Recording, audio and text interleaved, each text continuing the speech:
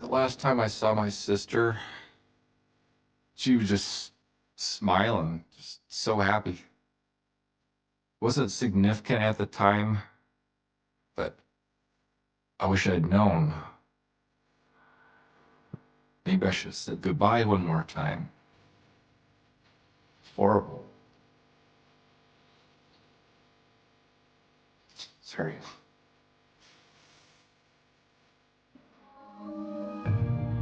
As a parent, if your child scrapes their knee, whatever, you fix it. And I did mull over in my mind, well, what can I do to fix this? And it didn't take long to realize there wasn't a thing I could do. The damage was done. There was no turning back. I've never got to the worst part yet.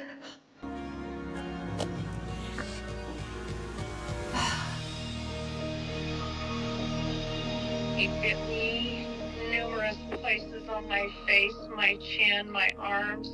He said if I ever told anybody, he would hunt me down and kill me. What I was thinking was, I cannot believe this is happening. It was unbelievable. I know the officer I was with, I remember him breaking down and crying. Okay, I don't want to look at that picture anymore. I'll answer your questions, I just don't want to look at the picture anymore. He took away a good friend, a good person. That's what he took away. I want to rip his testicles off and shove him down his throat. That's the level of anger.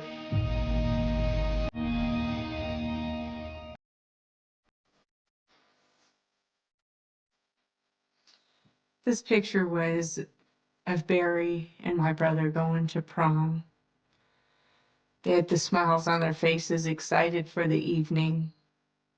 Barry and I became a bit closer with our friendship when she started to date my brother. Then we discovered that we were going to Powell Northwest College together.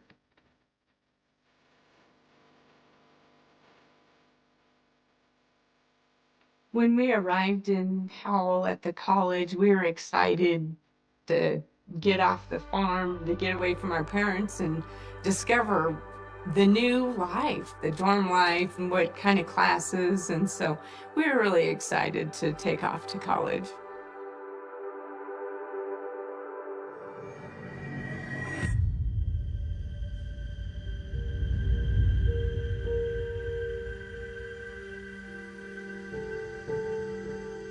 When the phone rang, it was probably about midnight or so.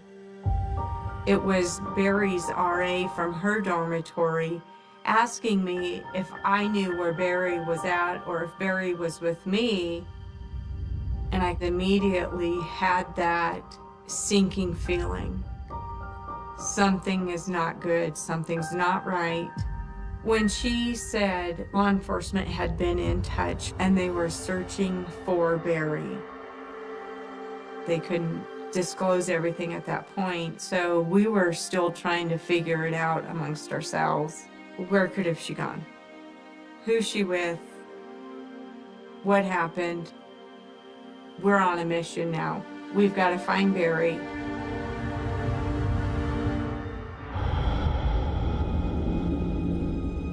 I looked up and down the hallways. I checked the bathroom, and then I headed out towards the parking lot where Barry had previously parked her car. I was thinking maybe she'd gotten in a car wreck, but her car was in the parking lot. And I think it was at that time that the RA and I decided to go to the hospital to see if perhaps Barry was there. But when we got to the hospital and they said that there was nobody in there by the name of Barry, yeah, I was definitely getting stressed out. The nightmare was building. The helplessness, the anger, the worry. I was hoping things would be okay, but also the intuition was saying something was not right.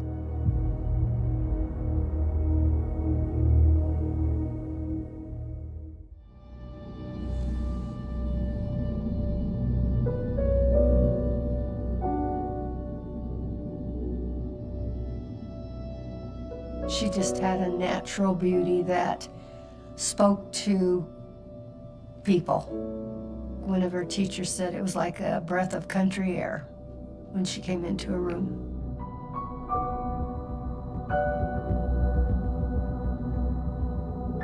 Didn't matter whether you were male, female, black, brown, everybody was her friend. And that's the way she wanted it. She really was a beautiful person. She was pretty inside and out. Yeah, I miss her a lot.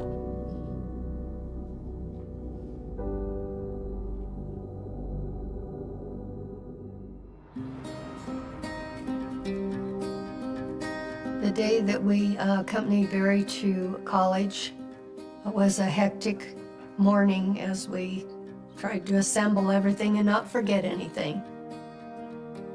Barry had been out the night before. Her brother Ryan had been at a cross-country meet. We all started out tired and cross.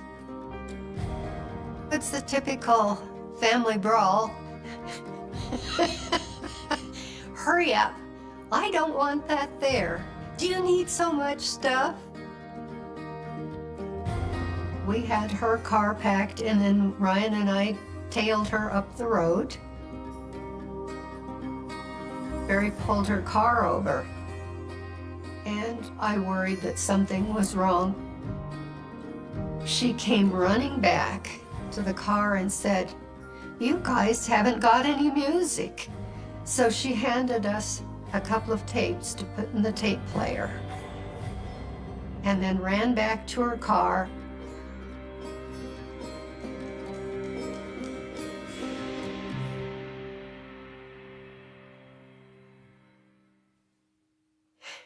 The sun was bright. It was the sparkle, seeing her running in the sun.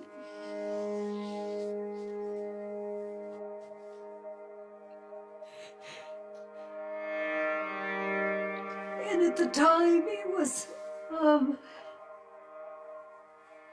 that snapshot that you knew you wouldn't forget, but you didn't know that in 30 days she would be gone.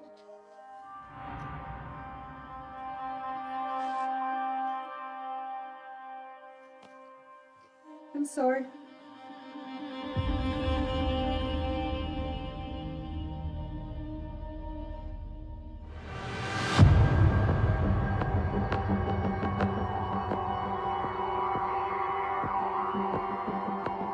I was at home with my family, my husband and 3 kids, and the phone rings, and it's a law enforcement officer who tells me that they believe they have a homicide.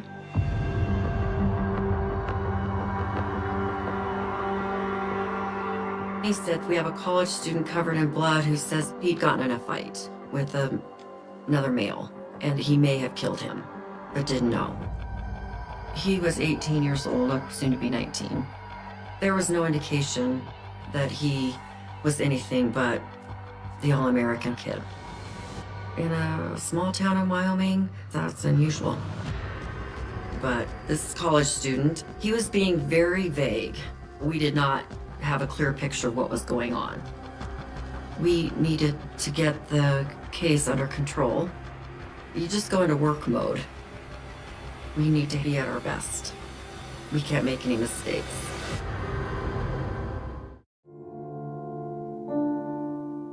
It's important for me to tell my sister's story because the absolute senselessness of it was not necessary. It's horrible. It's very hard.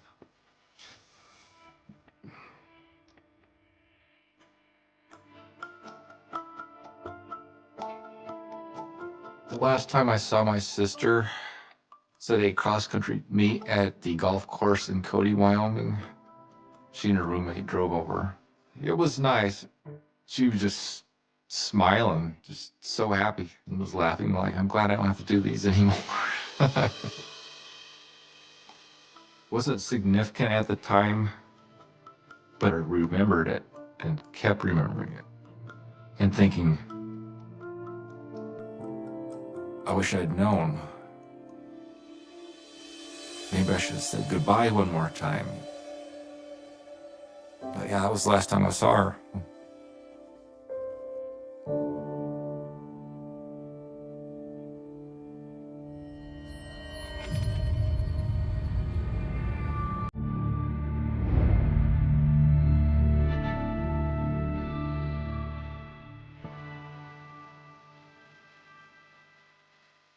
I remember it was a beautiful morning, the sun was shining, and I remember looking out the window and there was a police car and an officer walking up.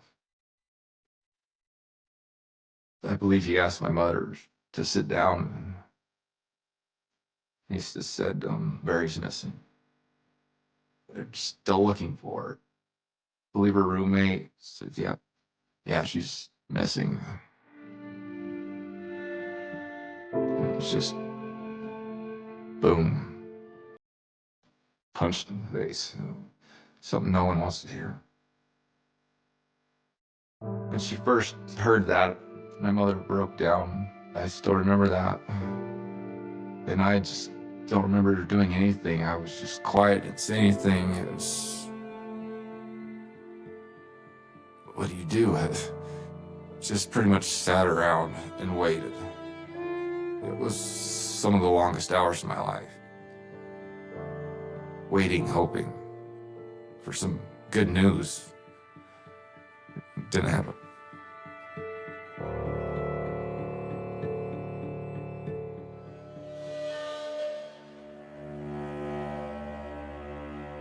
After the hospital and discovering she was not there, everybody was hoping that Barry might show up back at her dorm room. And I kind of remember feeling the woulda, coulda, shoulda at that point. What could have I done?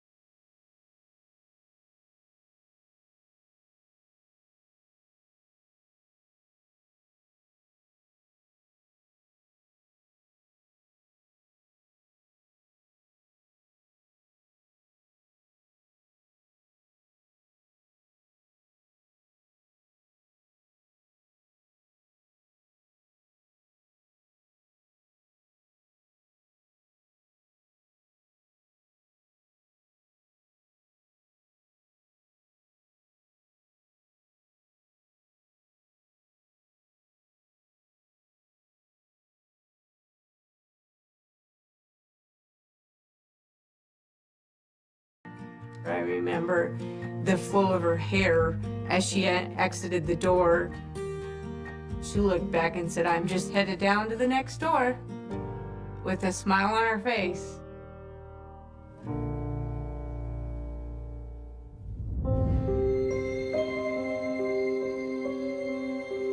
I sat on the bed waiting, thinking, oh, she'll be back.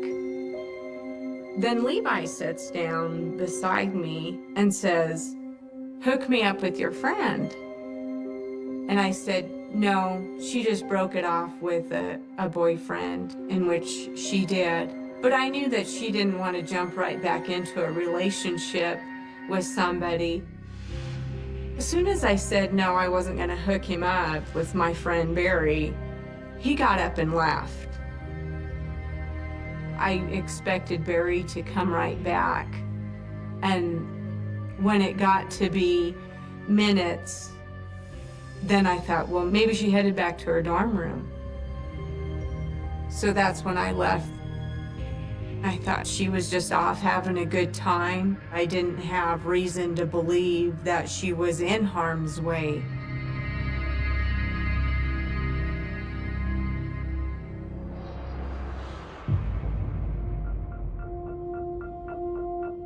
I arrived at the Powell Police Department in the middle of the night. The college student had already been interviewed.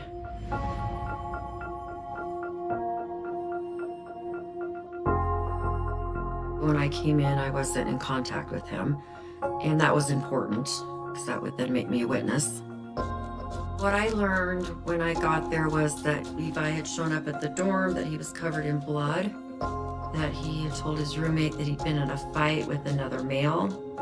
He had some scratches on his face, a very significant gouge in his forehead. This prompted the roommate to then go tell these other students what was going on. One of them called the police department.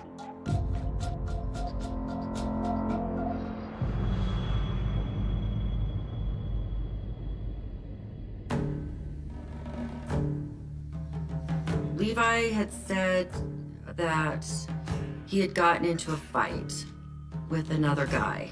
That was one. Then it was, well, maybe I killed him. Then it changed from it was a guy to it was Barry, a girl named Barry. Levi said that he and Barry were in the car together. He pulled over. They had consensual sex. And for some unknown reason, they got out of the car and she hit him with a beer bottle.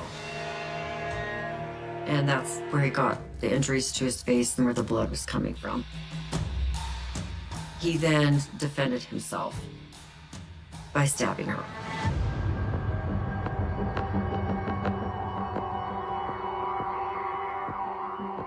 What I was thinking was, I cannot believe this is happening.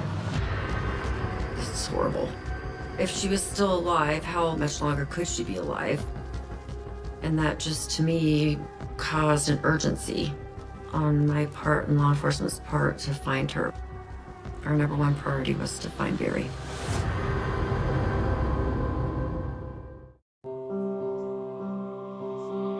I got a lot of sweet little notes when they were old enough to write, like, "Mom, you're my best friend, I love you." Those kind of things were really precious. We did a lot of outside activities. In the winter, we skated and sledded and built snow forts. And in the summer, it was picnicking and even camping in the backyard. But I found that being a single working mom with small children was very challenging.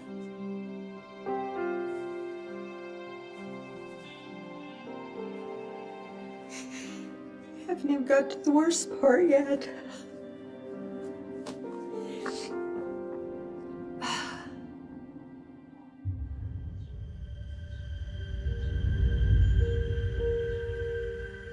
They did tell us that a fellow had come back to the dorms with a considerable amount of blood on his clothing.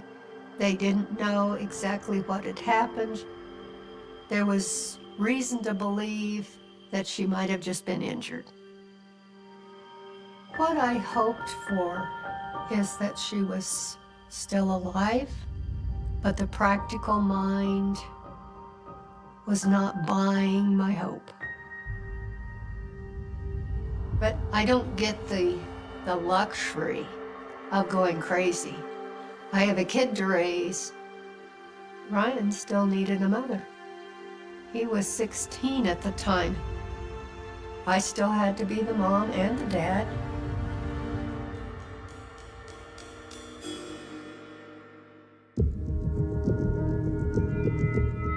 After spending all night looking for Barry, early that morning I got a call from the police department to come down for an interview. I was only told initially that there was an incident involving Barry and Levi. They wanted to know the events leading up to me leaving the dorm room. So I let him through the entire evening. I also disclosed the virginity conversation from earlier that day.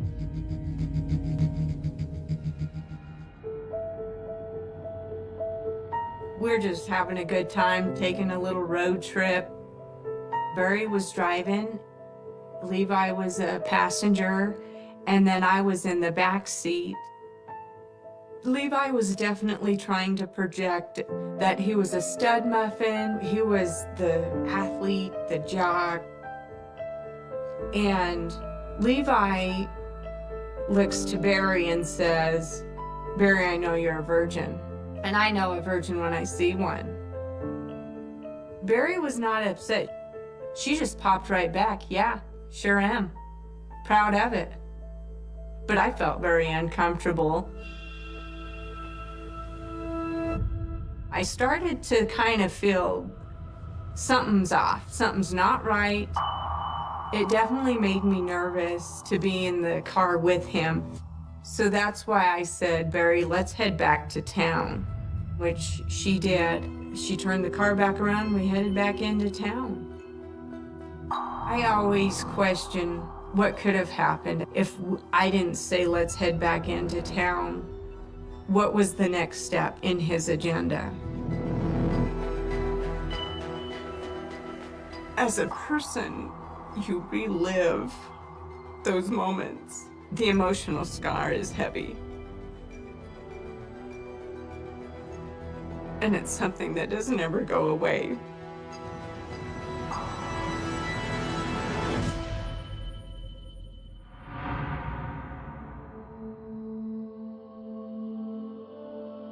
We had a little bit of hope that she was still alive because of his inconsistent statements, and that's sort of what can drive you, right?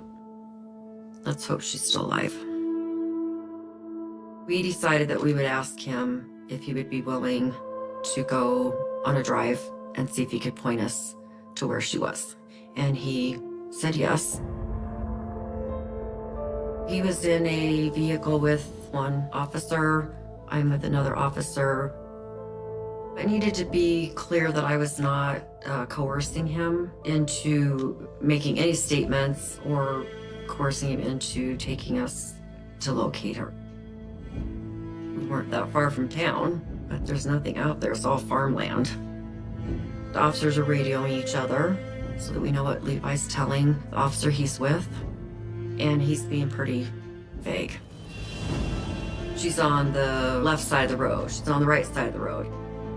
We turned off a couple times and drove down the 2-track and, oh, guess this isn't it. I'm feeling an enormous amount of pressure because this is my responsibility as the head law enforcement officer in the county.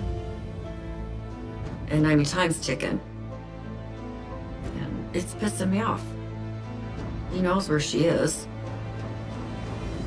I said, just tell them to pull over and we can have a conversation with him. I went up to the car. He was in the back seat. I introduced myself. I told him that I was the prosecutor in the case. I said, we can't keep doing this.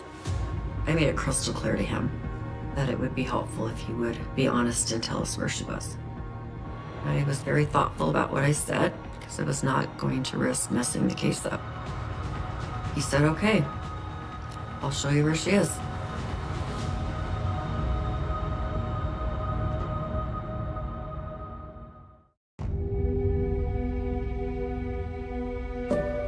He understood that he needed to tell us where she was. The deputy that was with him pulled out and started driving, and we followed them. And he went to a turnoff that we had not been on, and radio that he says this is where it is. It was clear cars had been down that road recently, so we were more convinced that he'd given us the right direction. We stopped all the cars at a certain point, and the county investigator radios us that he found her.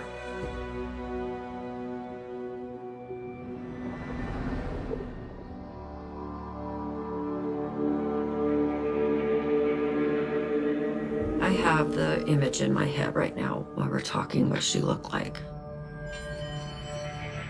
Barry was laying on some dirt. Her pants and shoes were a distance away from her.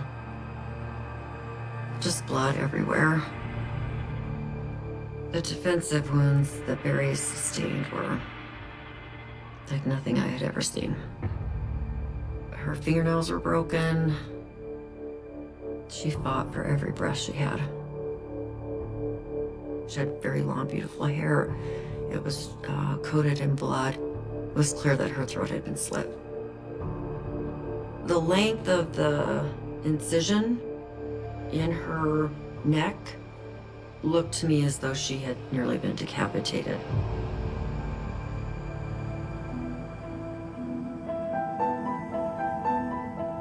It was unbelievable. I know the officer I was with, I remember him breaking down and crying. I was devastated because you're so obviously upset. You want to turn away. You've got all these thoughts racing through your head like, oh my God, that could be my child. That's a lot. At some point, your mind goes to collecting evidence. I need to figure out what happened here, and we need to get this crime scene processed.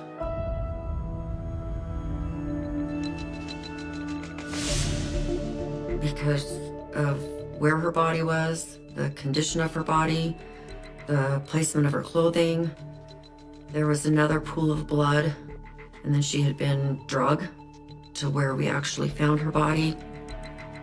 That was not a situation where someone had consensual sex and hit somebody with a bottle and was stabbed in self-defense. It was clear to me that Levi's story was not accurate. He was lying.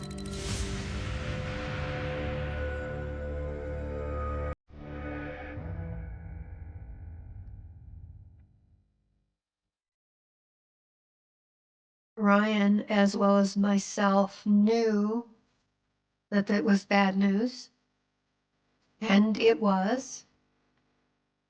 They said that her body had been found and they had her murderer in custody. I looked at Ryan and he was kind of standing in the hallway.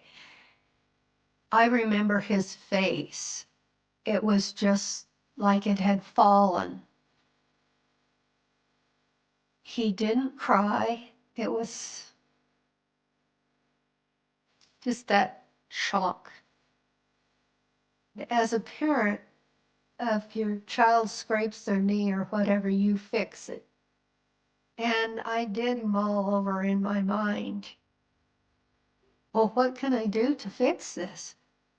And it didn't take long to realize there wasn't a thing I could do. The damage was done. There was no turning back.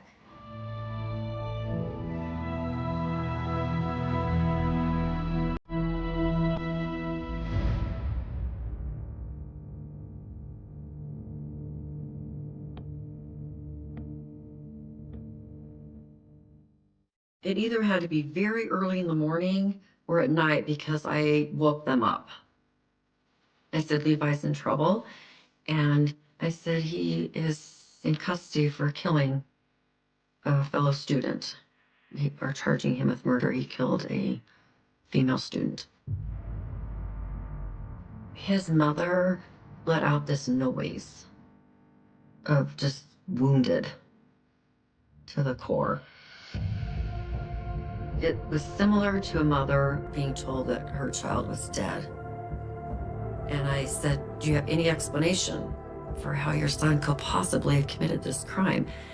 And they just couldn't offer any. They talked to me about what kind of kid he was. It wasn't a troublemaker, was very popular, was athletic, the homecoming king, no criminal history. No explanation whatsoever as to why he just, quote unquote, snapped that night.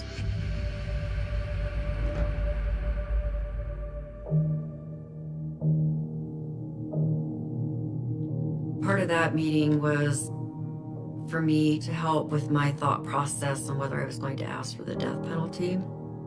There's a certain number of aggravating factors you have to be able to prove in order to make an argument to a jury that they should impose the death penalty. And he was quite popular and well-liked in his community. In Wyoming, at that time, if he'd been convicted of life, that still has the possibility of parole. That's not forever. I couldn't look at Sharon and say, I guarantee you he's gonna die in prison. I felt an enormous amount of pressure.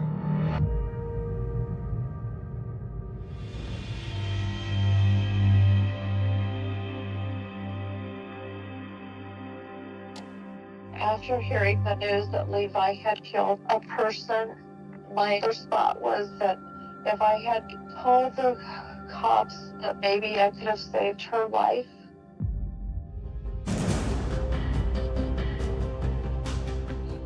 He forced me, he bit me numerous places on my face, my chin, my arms. And afterwards he said if I ever told anybody, he would hunt me down and kill me. It changed everything. It provided an explanation that I was looking for as to how did he get to this point. This is going to seal this deal for me. I'm going to hopefully get this resolved quickly and he will be in prison for the rest of his life.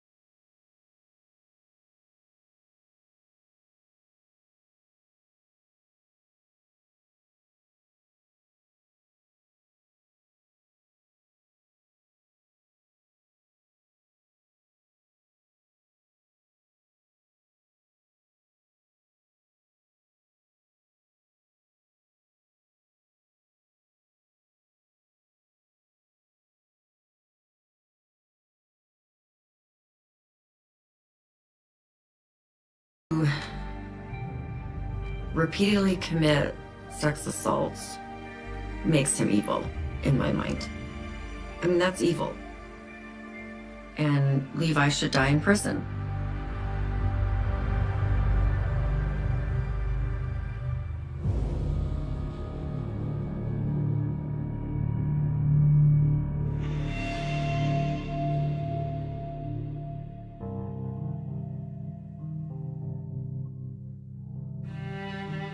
He said that he and Barry left the party at the dorm together.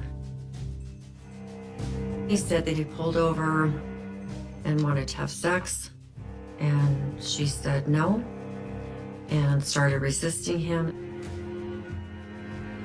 She got out of the car, that he tackled her, that he had his knife, and essentially could not get her to stop fighting. He had sexual intercourse with her. She still would not stop fighting, and he just said he lost it, started cutting her throat.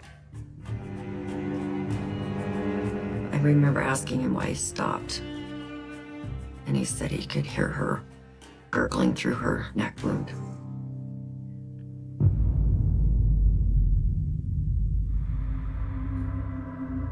He was charged with 1 count of sex assault, 1 count of kidnapping, and 1 count of first-degree murder.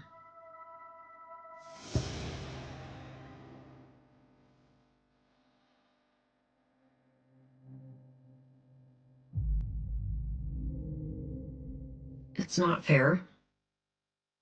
It seems that our society spends more time educating women about how to keep themselves safe and less time educating parents how to raise men that no means no. Barry did absolutely nothing wrong. And the only person that did anything wrong is Levi.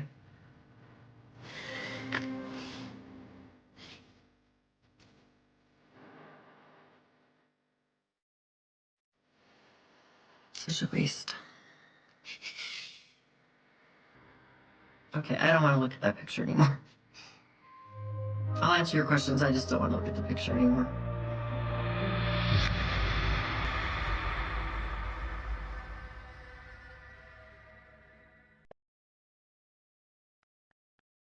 I wonder, did he wait outside that dorm room because she was coming back and he then detoured her and convinced her to get back into his car?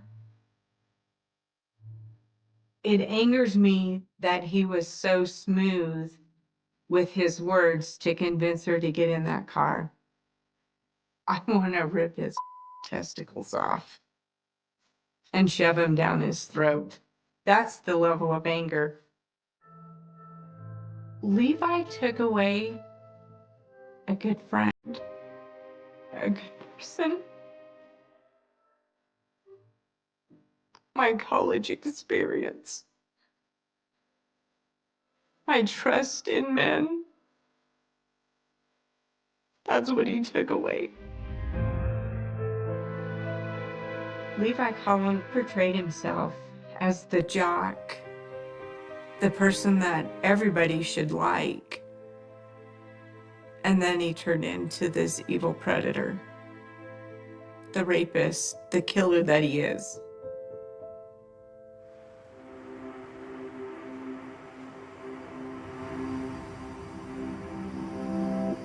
Barry was like the butterfly that flittered around and touched everybody's life.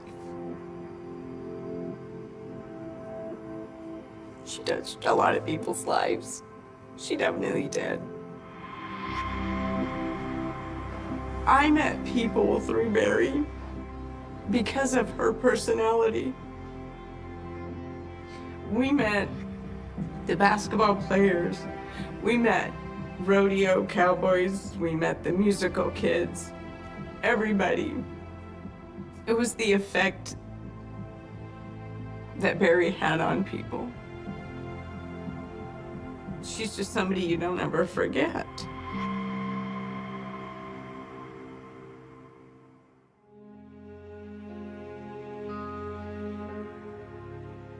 I didn't want to accept the fact that she was gone. Especially after she was buried. Yeah, it was starting to get really cold out because this was October in Wyoming. For some reason, I wanted to go bring food up to the cemetery, put a blanket over it. She's supposed to be home. She's supposed to be up at college. She's not supposed to be, 6 feet underground. Just took me forever to get over that.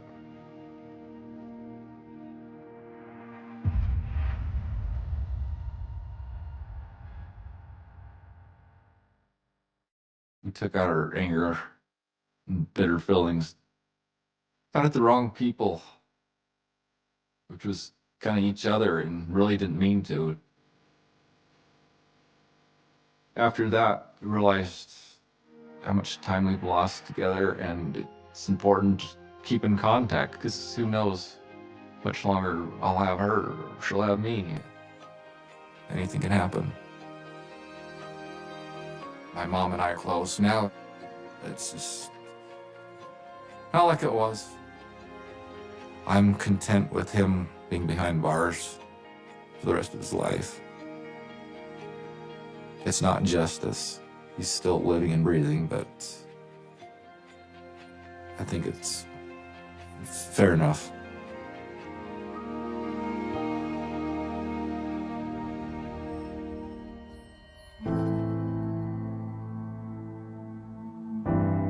It's devastating to me to lose my daughter, but it's devastating as a mother to see the harm that it has caused my other child.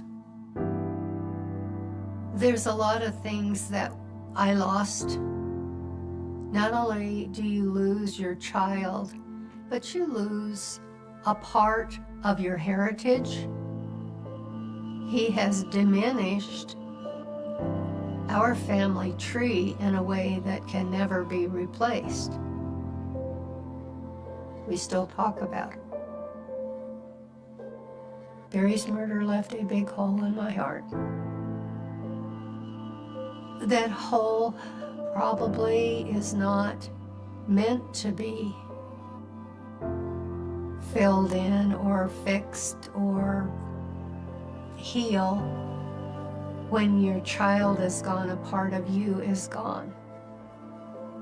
And that doesn't ever change.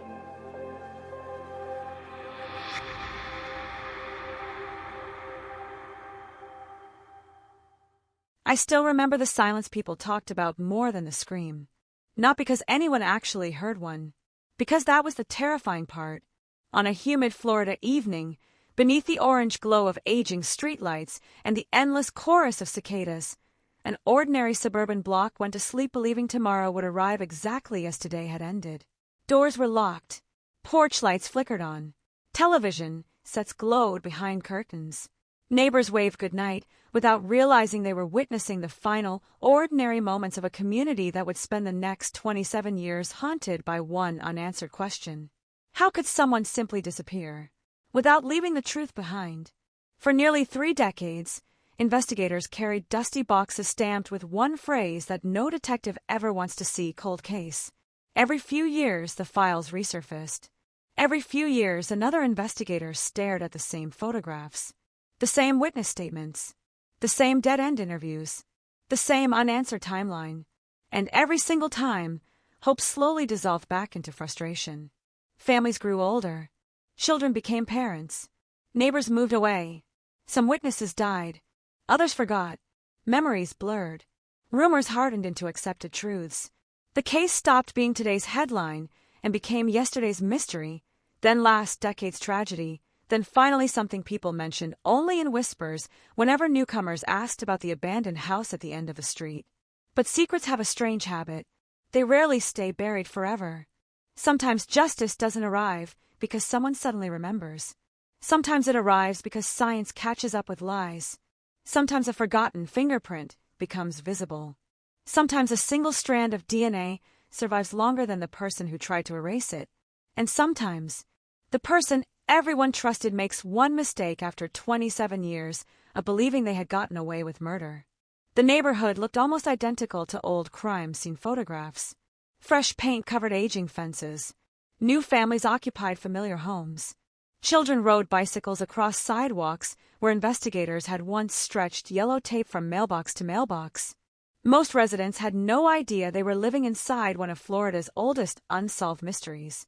Only longtime neighbors remembered the helicopters, the flashing lights, the endless television cameras, the volunteers searching nearby woods, the diverse sweeping dark retention ponds, the impossible optimism that the missing victim would somehow walk back through the front door. They never did. The disappearance happened quickly enough to confuse investigators from the beginning.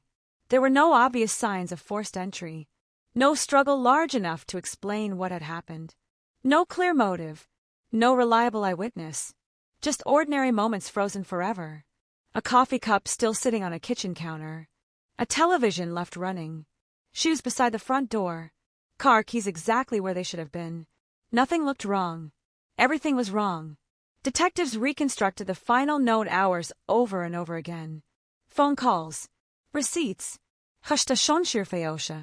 neighbors walking dogs, delivery drivers, friends, co-workers.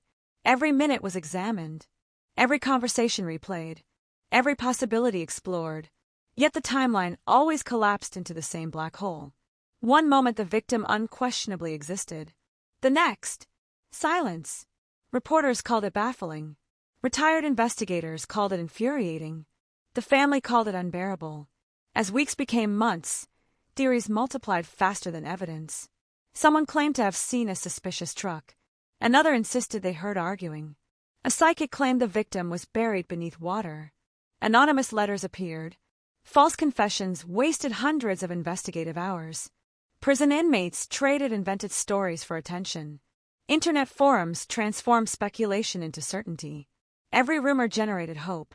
Every rumor collapsed under scrutiny. The truth remained untouched. Years passed.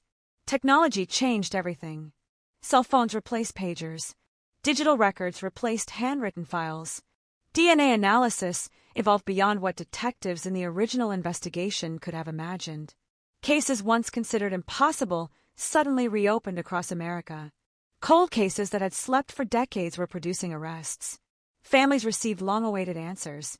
Investigators wondered whether this forgotten Florida mystery might someday join that growing list. The evidence was retrieved once again. Old envelopes carefully opened. Clothing preserved for decades. Photographs scanned at higher resolution. Tiny biological traces ignored by earlier laboratories suddenly became valuable. Every item carried the possibility that history had overlooked something microscopic. Most produced nothing. One did. The result wasn't dramatic. No alarms sounded. No detective shouted. A laboratory simply returned findings that refused to match anyone previously investigated. For the first time in 27 years, the evidence pointed somewhere new. Some detectives refused to celebrate. They had experienced disappointment too many times. A promising lead could still collapse tomorrow. Another false hope could devastate the victim's family once again. So they waited. Quietly. Patiently. They built the investigation piece by piece. Background checks. Travel histories. Property records. Archived interviews. Old employment files. Financial documents. Everything was re-examined through the lens of one newly emerging possibility. What they discovered unsettled everyone involved. A familiar name kept appearing. Not a stranger. Not a drifter. Not an unknown serial offender.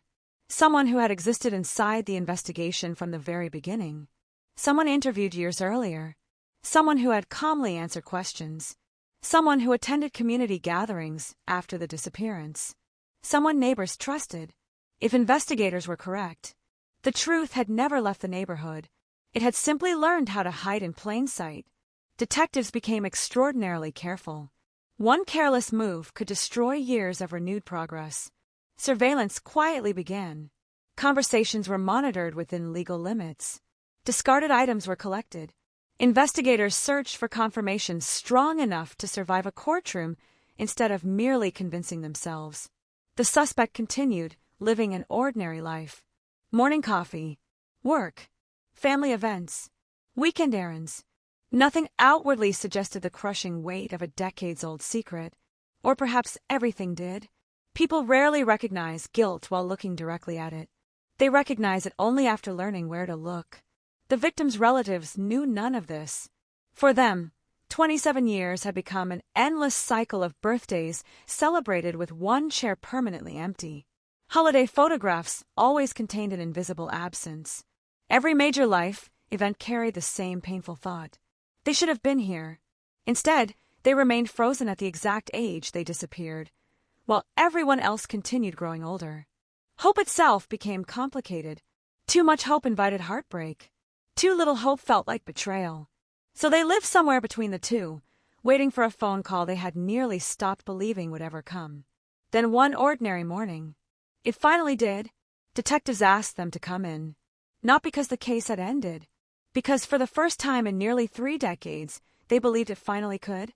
Outside, television crews had no idea what was unfolding. Inside conference rooms, investigators organized evidence accumulated across 27 relentless years. Every document mattered. Every timeline, every forensic report, every interview transcript. The smallest inconsistency from decades earlier now fit into a picture nobody had been able to see before. The investigation that once looked like scattered puzzle pieces had quietly transformed into something far more dangerous. A complete story. One capable of ending a mystery that had defined an entire community. The arrest warrant sat waiting, and signed only moments earlier. Now approved. now real, now carrying the weight of 27 years of unanswered questions. Somewhere across town, completely unaware of how close the past had come, the suspect continued another ordinary day. It would be their last ordinary day for a very long time. The arrest team moved before sunrise, not because the suspect was expected to run, but because investigators had learned something unsettling over nearly 3 decades. The smallest delay could destroy the biggest case. Patrol vehicles stopped several houses away. Detectives stepped out without sirens, without flashing lights, carrying years of frustration in neatly organized evidence binders instead of visible weapons. The neighborhood still slept beneath a pale Florida sky, unaware that history was about to return to the very street where it had first disappeared 27 years earlier. A curtain shifted inside one house. A dog barked once. Then silence settled again. The knock came sharply. 3 firm strikes. Another pause. A voice identified law enforcement. The front door opened only a few inches before widening completely. The suspect looked older than detectives remembered from faded interview photographs. Gray hair had replaced dark curls. Wrinkles softened a face once captured on grainy VHS news footage. Time had changed the appearance, but investigators believed it had not erased the past. For a brief second, nobody spoke. The suspect studied the badges. The detective studied every movement, every blink, every breath, every flicker of surprise. Then came the words that had existed only on paper until that moment. "You are under arrest." Neighbors would later describe the morning as strangely quiet. There were no dramatic foot chases, no barricades, no shouting, no desperate attempt to escape. Just officers escorting a familiar face toward an unmarked vehicle while confused residents slowly emerged from their front doors, coffee mugs still in their hands. One neighbor whispered the suspect's name. Another simply shook their head. Someone asked whether there had been a robbery. Another guessed drugs. Nobody imagined the truth. Not until television helicopters appeared overhead less than an hour later. News alerts spread across phones across the county. Florida cold case cracked after 27 years. Arrest shocks neighborhood. Within minutes, reporters crowded sidewalks that had once hosted cameras decades earlier. The same streets, the same homes, the same unanswered questions. Only this time, investigators believe they finally had answers strong enough to stand before a jury. The victim's family received confirmation before the public announcement. Detectives insisted on telling them face to face. No email, no phone notification, no television broadcast. After waiting almost 3 decades, they deserved to hear the news directly. Relief arrived first, then disbelief, then tears that had been delayed for 27 years. One relative reportedly asked the same question again and again. "Are you certain?" Detectives understood why. Families who endure decades without answers become experts at protecting themselves from disappointment. Hope had betrayed them too many times before. So investigators explained carefully. They described the renewed forensic testing, the reconstructed timeline, the evidence collected over recent years, the inconsistencies discovered inside old witness statements. No single piece solved the mystery. Together, they formed something prosecutors believed was impossible to ignore. Meanwhile, reporters searched desperately for neighbors willing to speak. Many refused. Some simply closed their doors. Others stood in front yards staring toward the suspect's empty driveway as though trying to reconcile 2 completely different versions of the same person. The helpful neighbor, the quiet resident, the familiar face. Could that same individual have carried a deadly secret for nearly 3 decades? The question spread through the community faster than any official statement. People replayed old conversations inside their minds. Birthday parties, barbecues, neighborhood meetings, holiday decorations. Every memory suddenly demanded reevaluation. Did they overlook warning signs? Was there something unusual they ignored because it seemed insignificant at the time? Human memory is dangerous that way. Once new information arrives, old events begin changing shape. Smiles become suspicious. Silences become meaningful. Coincidences become evidence. Whether those memories are accurate becomes almost impossible to determine. Detectives, however, could not rely on changing memories. They relied on documents, facts, laboratory reports, recorded interviews, Unlike witnesses, paper never grows older. Inside the evidence room, investigators reopened boxes that had spent decades collecting dust. Each label represented another chapter of failure. Each sealed envelope represented another opportunity that earlier technology could not fully explore. The lead detective paused over the original case file. Its edges had faded. Handwritten notes filled nearly every margin. Different detectives had signed their names across different decades. Some had retired. Some had passed away. Others had long accepted that the case would never be solved. Now, every one of those names seemed connected by a single invisible thread. No one detective solved the mystery. Generations of investigators had carried it forward until science finally caught up. Prosecutors knew public excitement could become dangerous. An arrest did not guarantee a conviction. Evidence still needed to survive relentless courtroom scrutiny. Defense attorneys would examine every laboratory procedure, every interview, every chain of custody record, every possible alternative explanation. 27 years created opportunity not only for forgotten evidence, but also for forgotten mistakes. One procedural error from decades earlier could suddenly become enormously important. The prosecution prepared accordingly. Nothing would be left to chance. Across town, journalists uncovered archived broadcasts from the year of the disappearance.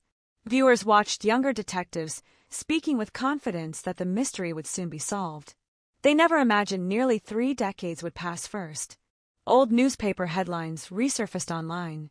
Mysterious disappearance. No arrests. Investigation continues. Those yellowed front pages now appeared beside modern headlines announcing the shocking arrest, creating a visual timeline of a community's long nightmare. Social media accelerated everything. Millions who had never heard of the case suddenly debated it. Some declared the suspect obviously guilty. Others warned against rushing to judgment. Former classmates shared memories. Former coworkers posted photographs. Everyone seemed convinced they possessed one missing piece of the story. Investigators ignored the noise. They remained focused on evidence. Because evidence, not opinions, would decide what happened next. Inside the interrogation room, the atmosphere remained remarkably calm. No raised voices. No dramatic accusations. Just a table, 2 chairs, a digital recorder, and 27 years of silence waiting to be broken. Detectives began with ordinary questions. Name, date of birth, employment history. Nothing unusual. Nothing confrontational. The suspect answered carefully. Measured. Controlled. Almost rehearsed. Investigators noticed something immediately. Certain details from interviews decades earlier no longer matched. Tiny inconsistencies. Small changes in wording. Different recollections of ordinary events. Individually meaningless. Collectively intriguing. People naturally forget details over time. But investigators also knew something else. Fabricated stories tend to evolve differently than truthful memories. A lie requires maintenance. The truth generally requires only recollection. The detectives never revealed everything they knew. Instead, they allowed silence to do much of the work. Silence has extraordinary power inside interrogation rooms. People often rush to fill it. The suspect did exactly that. Volunteering explanations nobody had requested. Clarifying details detectives had not challenged. Correcting assumptions nobody had made. Experienced investigators recognized the pattern. Not proof. Not even close. But interesting. Very interesting. Hours passed. Outside, media coverage intensified. Legal analysts discussed the challenges of prosecuting decades-old cases. Retired detectives praised advances in forensic science. Residents continued placing flowers near a memorial that had weathered years of rain, hurricanes, and fading paint. Someone replaced wilted flowers with fresh ones. Someone else lit a candle. The victim's photograph, protected behind glass, stared back at everyone exactly as it had 27 years earlier. Forever young, forever frozen in time. That image reminded the community what the investigation had always been about. Not headlines, not television ratings, not courtroom drama. A human life interrupted, a family permanently changed, a future stolen. As evening settled over Florida once again, porch lights illuminated the same street where the mystery had first begun. Children played outside without understanding why reporters remained nearby. Older residents watched quietly from their driveways. Some believed justice had finally arrived. Others wondered whether the complete truth would ever emerge. Because an arrest answers only one question. The harder question still remained. What really happened on the night everything changed? Only one person might know every detail. And after 27 years of silence, nobody could predict whether those answers would finally be spoken, or remain buried alongside the darkest secret the neighborhood had ever known. The first courtroom appearance lasted only minutes, yet those minutes carried the weight of nearly 3 decades. Every seat inside the gallery filled long before the hearing began. Reporters lined the walls with notebooks already open. Television cameras waited outside the courthouse doors, barred from entering but prepared to broadcast every development the instant someone stepped back into the sunlight. No one wanted to miss the moment a mystery that had haunted Florida for 27 years officially entered a courtroom. The suspect walked in wearing county-issued clothing, hands restrained, expression almost unreadable. No dramatic outburst. No emotion el confession. No desprit plea. Just a quiet glance across the room before sitting beside defense counsel. Across the aisle, the victim's family watched in absolute silence. For years they had imagined this moment. Sometimes they pictured overwhelming relief. Sometimes uncontrollable anger. Sometimes complete emotional collapse. Instead, they felt something far stranger. It was as though 27 years had compressed into a single heartbeat. The person they had searched for in memories, newspaper clippings, television interviews, and endless unanswered questions was now represented only by an empty chair beside them and an old photograph resting in a folder on their laps. The judge reviewed the charges carefully. Every word echoed through the courtroom. The case number, the victim's name, the alleged offense, the date. Hearing that date spoken aloud stunned many people inside the room.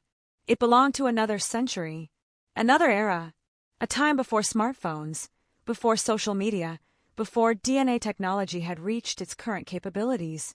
Yet the consequences of that single day had stretched uninterrupted into the present.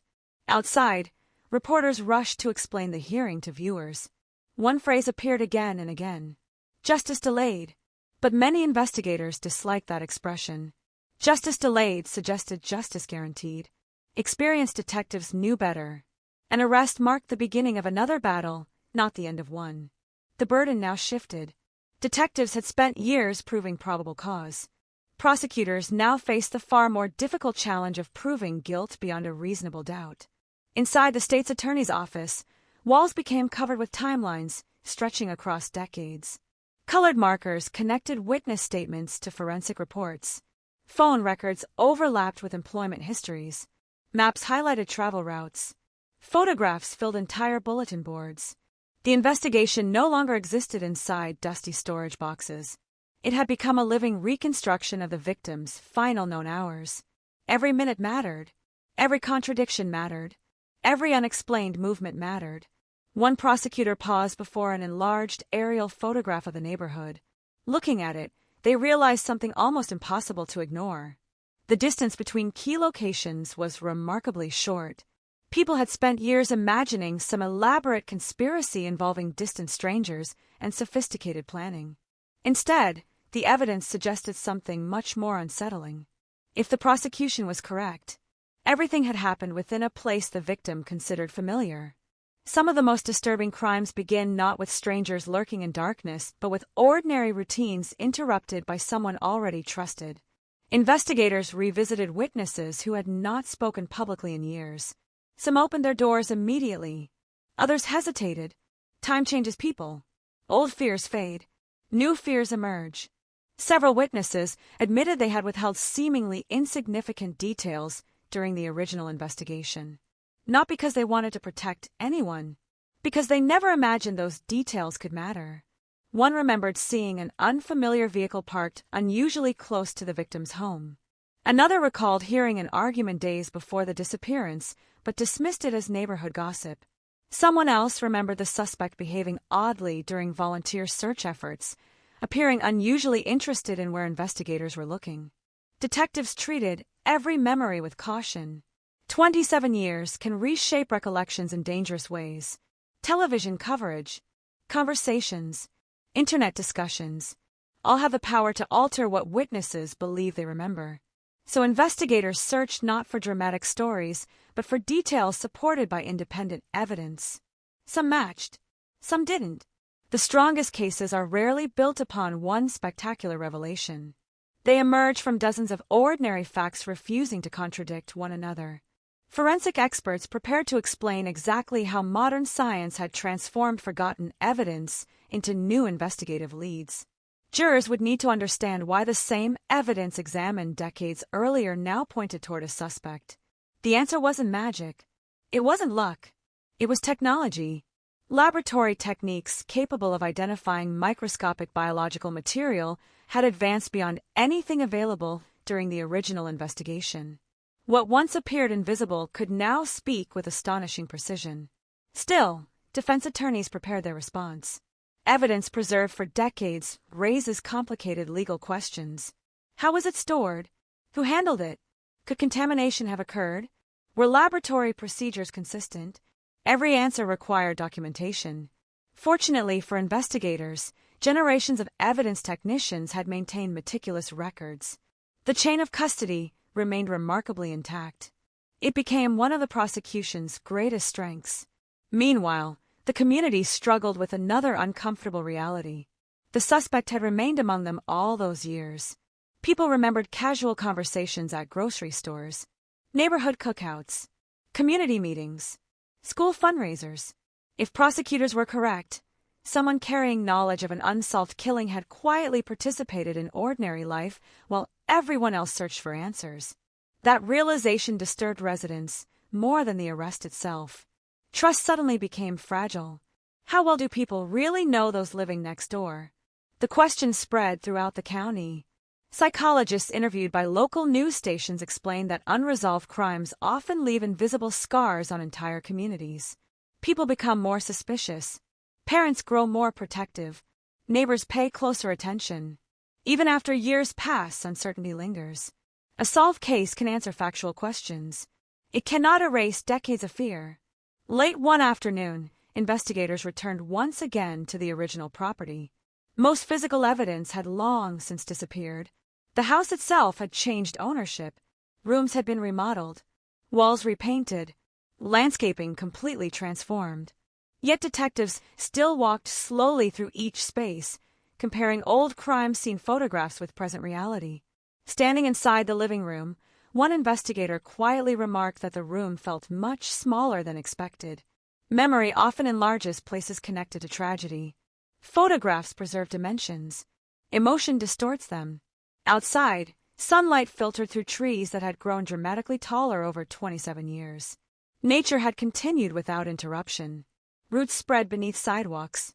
Branches reached across rooftops. Storms came and went. Seasons changed. The land carried on as though nothing extraordinary had ever happened. Only people remembered.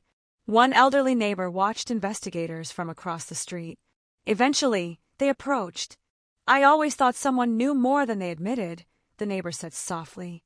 Detectives had heard similar statements hundreds of times. Most proved impossible to verify, but this time felt different. Not because of the words, because they reflected something nearly every long-time resident carried inside. An instinct, a lingering sense that the truth had remained nearby all along. As trial preparations intensified, prosecutors uncovered another intriguing inconsistency buried deep inside archived records. Years earlier, during one interview, the suspect had described their movements on the night of the disappearance with remarkable confidence. Specific times, specific locations, specific conversations. Almost too specific. Behavioral analysts reviewing the transcript noticed something unusual. Truthful memories generally fade unevenly. People remember emotional moments vividly while forgetting ordinary details. Fabricated timelines often display the opposite pattern. Precise, orderly, rehearsed. Again, this observation alone proved nothing. But alongside mounting forensic evidence, it became another thread woven into a much larger picture. The victim's family continued receiving updates from prosecutors. Each meeting reopened old wounds. Every new document reminded them how much life had unfolded without answers. Children mentioned in original police reports now had children of their own. Parents who first searched nearby woods had become grandparents. Some relatives who never stopped hoping had passed away before seeing an arrest. Justice, if it arrived, would arrive too late for them. That realization haunted everyone involved.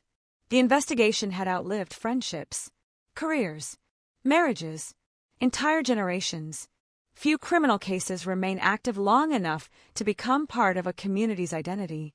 This one had. School teachers remembered discussing it. Local business owners remembered organizing search parties. Churches remembered candlelight vigils. Retired deputies remembered sleeping inside the command post during the exhausting first weeks. Everyone carried a different fragment of the same story. Now those fragments were finally beginning to connect. As another hearing approached, the prosecution reviewed one final question repeatedly. Not whether the evidence could explain what happened, but whether it could explain why. Motive remains one of the most compelling elements for any jury. Yet motive is not always obvious. Some murders emerge from overwhelming rage, others from panic, some from greed, some from secrets too dangerous to expose. Investigators believed they understood the sequence of events. Understanding the reason behind them remained far more complicated. Somewhere inside thousands of pages of interviews, reports, and forensic findings, the answer might already exist. Or perhaps it had vanished forever with the passage of time. Because memories disappear, witnesses die, documents become lost, and sometimes the only person who truly knows why refuses to speak. As courthouse lights dimmed at the end of another exhausting day, reporters packed away their cameras, prosecutors carried boxes back to their offices, and the victim's family returned home once again. For 27 years, they had waited for movement. Now everything seemed to be happening at once. The case was no longer frozen. It was racing toward a trial that promised to expose forgotten secrets, challenge fading memories, and force an entire community to confront the possibility that the nightmare they had lived beside for nearly 3 decades had never truly ended. It had simply been waiting for the evidence to catch up. The trial date did not arrive with ceremony, but with a kind of quiet inevitability, as if the entire 27-year arc of uncertainty had been narrowing toward this single courtroom all along. Outside the courthouse, the morning air felt heavier than usual, thick with humidity and anticipation, while inside, every wooden bench filled again with the same faces that had been returning for weeks, each one carrying their own version of the past, their own interpretation of a story that had refused to die. The suspect was brought in earlier than before. No eye contact, no visible reaction, just the slow, controlled movements of someone who had learned long ago how to exist under scrutiny.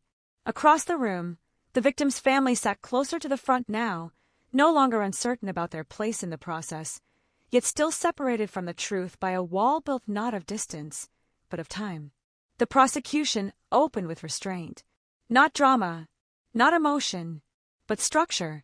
They rebuilt the night piece by piece, not as legend or rumor, but as sequence. Timestamps, locations, and verified movements stitched together like forensic architecture. Every detail was presented with deliberate precision, because in cases this old, exaggeration is the fastest way to lose credibility. Jurors leaned forward as photographs appeared on the screen, grainy images from the original investigation, now digitally enhanced, revealing details once dismissed as noise. A doorframe, a shadow, a timestamp blurred by analog distortion. Things that once meant nothing now carried the weight of interpretation. The prosecutor's voice remained steady as the timeline unfolded, but tension built not from volume, rather from inevitability. Each fact seemed to narrow the space in which alternative explanations could exist. Then came the evidence. The biological trace recovered decades earlier, reanalyzed using modern techniques that did not exist at the time of the original investigation. The courtroom fell into a silence, so complete it felt unnatural, as if even breathing had become a decision rather than an instinct. Analysts described the process in technical terms, but the meaning was unmistakable. Something preserved in time had finally spoken. The defense stood immediately. Objection. Not to the evidence itself, but to its interpretation. They argued degradation, contamination, the uncertainty of chain of custody across decades. Their tone was measured, not theatrical, because in a case this old, the battle is never about one dramatic moment. It is about creating enough doubt across enough small fractures until certainty begins to dissolve. The judge allowed the testimony to continue. Outside, reporters scrambled to translate complexity into headlines. DNA evidence presented in cold case trial. Defense challenges forensic reliability. But none of those phrases captured what was happening inside the courtroom. Inside, something more fragile was being constructed: belief. Witnesses returned to the stand one after another, each one carrying fragments of memory that had survived longer than expected.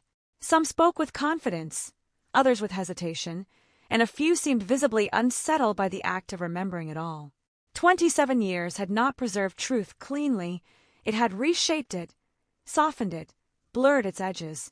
One witness paused mid-testimony, staring down at their hands as if trying to reconcile what they once believed with what they were now being asked to recall. "I didn't think it mattered," they said quietly.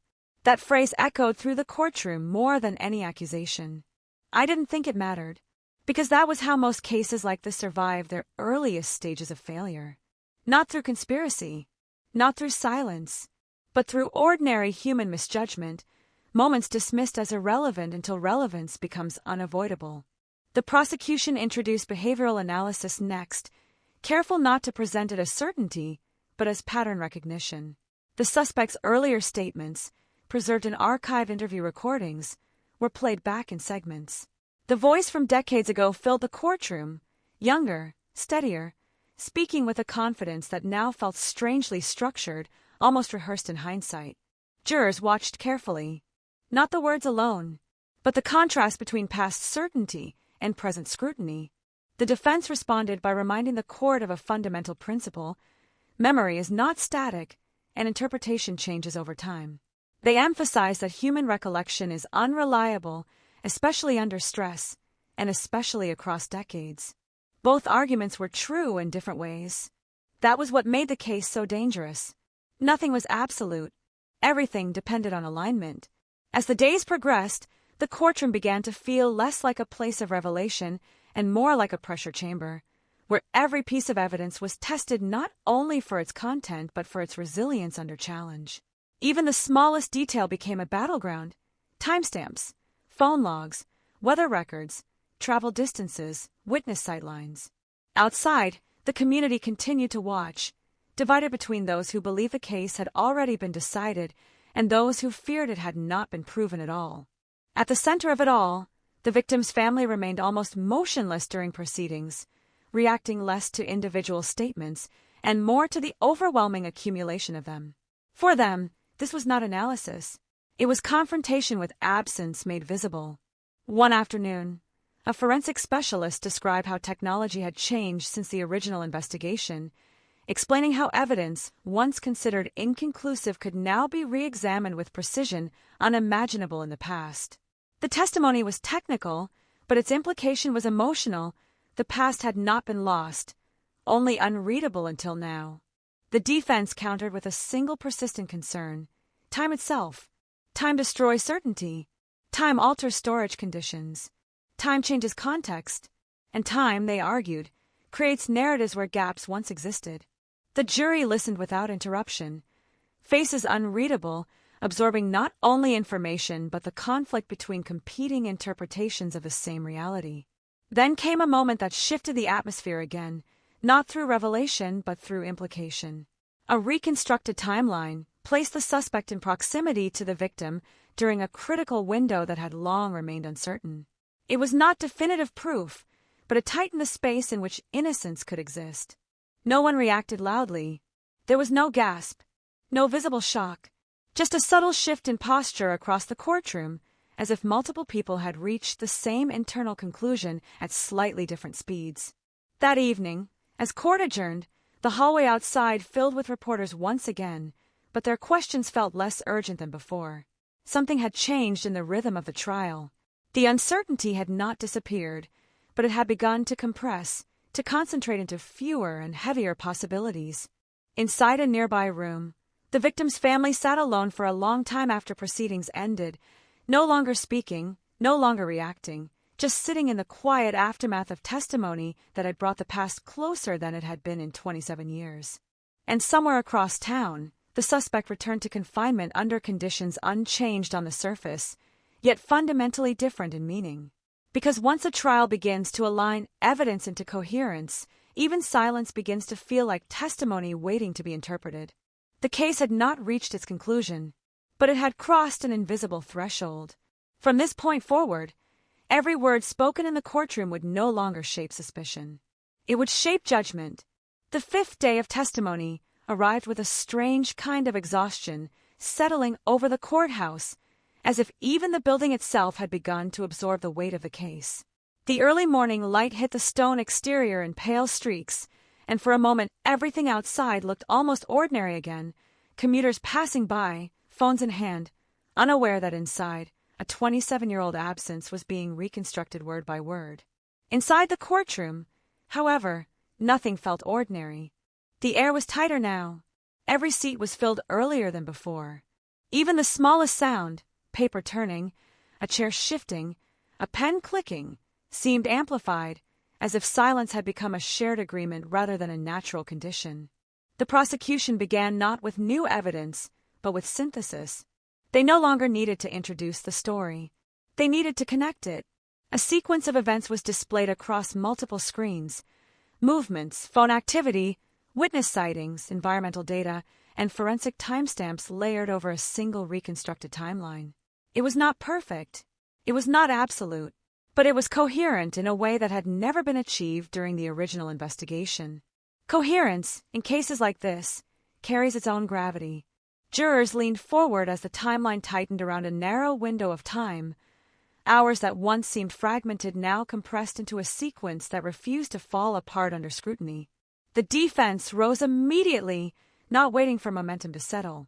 They challenged the reconstruction point by point, emphasizing uncertainty, highlighting assumptions, and reminding the jury that reconstruction is not reality, it is interpretation. They argued that time had filled gaps with assumptions, and that assumptions, no matter how neatly arranged, could never replace direct observation. The courtroom became a duel of structure versus doubt, not emotion, not spectacle, but competing architectures of truth. Then the prosecution introduced something quieter, something more unsettling than forensic reports or reconstructed timelines. A behavioral pattern, not presented as certainty, but as consistency across decades of recorded interviews, statements, and documented interactions. The prosecutor walked the jury through carefully selected excerpts, phrases repeated across different moments in time, variations in language that seemed minor individually but began to form recognizable contours when placed together. The suspect's voice played again in the courtroom. Younger, calmer, earlier. The audio carried slight distortion, but the cadence was unmistakable. Jurors watched the suspect in real time as their past voice filled the room. There was no visible reaction, but absence of reaction itself became something the courtroom began to notice. The defense objected again, arguing that behavioral interpretation risks transforming coincidence into implication. They warned against building narrative weight from linguistic patterns that could easily reflect stress, memory distortion, or even the natural inconsistency of human speech. Both sides were correct in their own frameworks. That was what made the case dangerous. It was not a battle between truth and falsehood.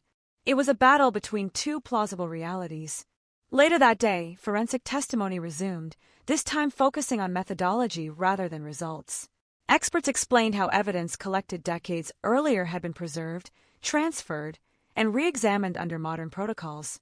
They described temperature-controlled storage, documented transfers, and procedural logs that spanned multiple agencies over multiple administrations. Every step mattered, because in cases this old, continuity is everything. A single break in that chain can collapse entire conclusions. But here, the chain held. Not perfectly, but sufficiently. The defense attempted to reframe this strength as vulnerability, suggesting that longevity itself introduces complexity, more handlers, more opportunities for subtle contamination, more institutional drift over time. They did not need to disprove the evidence entirely. They only needed to make the jury hesitate. And hesitation, in a courtroom is powerful. Outside, the media cycle intensified. Analysts debated the strength of the prosecution's case, while legal commentators dissected each day of testimony in real time. But none of those discussions carried the controlled tension of the courtroom itself, where every statement was not opinion but potential consequence. Inside that space, even silence felt interrogated. One witness returned unexpectedly during midweek testimony. A person who had not been central to the original investigation, but whose memory had resurfaced during renewed review of archived interviews. They took the stand slowly, visibly uncomfortable, as though time itself had placed them back into a version of events they had long stopped revisiting. Their testimony was not dramatic. It was fragmented, hesitant, but consistent in one critical detail. A moment they once dismissed now appeared differently under renewed questioning. Something seen, something noted, something previously set aside because it did not seem relevant at the time. "I didn't think it mattered," they repeated again, almost involuntarily. The phrase had begun to echo throughout the case like a quiet refrain. Because that was where many cold cases live and die. Not in hidden evidence, but in ignored perception. As testimony continued, the prosecution began tightening its focus. They no longer attempted to explain everything. Instead, they narrowed their argument to convergence, how independent streams of evidence, when placed together, pointed toward a single narrative that did not require speculation to function. The defense countered with fragmentation, insisting that convergence is not proof, only alignment shaped by hindsight. Both approaches held intellectual weight. Both could exist simultaneously, and yet, only one would survive the jury's interpretation. By late afternoon, the courtroom felt physically different. People shifted less, spoke less. Even reporters outside seemed to lower their voices instinctively, as if recognizing that the case had entered a phase where every detail mattered more than its presentation. That evening, as proceedings paused again, the victim's family remained seated long after others had left. There was no conversation among them, only shared stillness, as if words had become insufficient for the emotional landscape they were navigating. For them, the trial was no longer about discovery. It was about proximity. Each day brought them closer to something they had spent 27 years imagining, fearing, and hoping for in equal measure. Truth, if it existed in this case, was no longer abstract. It was approaching. And in cases like this, when truth finally comes into focus after decades of distance, it rarely arrives gently. It arrives with force. And once it arrives, nothing inside the courtroom or outside it can remain unchanged. Writing variant equals standard, ID equals 105883. The courtroom opened on the sixth day with a different kind of tension, less explosive, more concentrated, as if the entire case had begun to settle into its final shape and everyone inside could feel it happening without being told. The usual shuffle of papers sounded slower. Conversations in the gallery were muted before they even began. Even the bailiff's movements carried a measured restraint, like someone aware that one unnecessary sound might fracture the fragile focus holding the room together. The prosecution did not start immediately. Instead, they let the silence sit, long enough to feel intentional. Then they introduced the next layer of evidence. Not new, but recontextualized. A series of photographs from the original investigation were displayed again, this time synchronized with modern forensic annotations. What once appeared as static documentation now functioned as a map of overlooked intersections, angles, distances, and environmental conditions that earlier investigators lacked the tools to fully interpret. The jury studied them carefully, faces unchanged, attention sharpened. The prosecution's voice remained steady as they walked through the reconstruction again, but now something had shifted. They were no longer building toward a theory. They were narrowing toward inevitability. Every fact presented seemed to reduce the number of possible explanations rather than expand them. The defense rose quickly, sensing that shift. They reminded the court that narrowing is not the same as proving, that a story can feel complete without being true, that human minds are wired to seek patterns even where randomness exists. Their argument was consistent, disciplined, and rooted in a single principle: doubt must remain alive as long as uncertainty exists. But the prosecution had prepared for that, and they changed strategy. Instead of adding more evidence, they removed noise. One by one, they eliminated alternative scenarios that had been discussed over decades: strangers, random violence, external perpetrators, unrelated incidents. Each alternative was tested against verified data and found lacking in at least one critical dimension: timing, access, opportunity, or physical plausibility. The courtroom began to feel like a narrowing corridor. Every rejected possibility made the remaining one more visible. Not more dramatic, just harder to avoid. Then came the forensic segment that everyone had been anticipating since the trial began. The expert witness took the stand with deliberate calm, carrying decades of scientific experience and the burden of explaining complex methodology in a way that could survive legal scrutiny. Their testimony focused not on certainty, but on probability structures, how modern analysis evaluates biological traces, how degradation patterns are accounted for, and how statistical confidence is calculated. They avoided absolute language. They used precision instead. The defense immediately challenged them on methodology. They questioned storage conditions, potential contamination vectors, historical handling practices, and whether modern interpretation might unintentionally impose structure on degraded material that no longer represented its original state. The exchange was technical, almost surgical. But beneath the technical language, something more emotional was unfolding.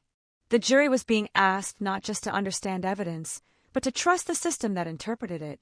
Trust, once introduced into a courtroom, becomes as important as fact. Outside, the world continued reacting in fragmented bursts. Headlines shifted from shock to analysis. Legal experts debated the strength of circumstantial convergence versus direct evidence. Social media divided the case into competing narratives, each claiming coherence. But inside the courtroom, narrative had less power than accumulation. Small facts repeated across different contexts. Independent confirmations aligning without coordination. Time-stamped records that did not contradict one another. Witness recollections that, despite imperfections, pointed in similar directions when stripped of emotional distortion. Individually, none were decisive. Together, they became difficult to dismiss. The prosecution then introduced a timeline adjustment, subtle but impactful. A recalibration of movement data based on environmental records that had not been fully integrated during earlier phases of the investigation.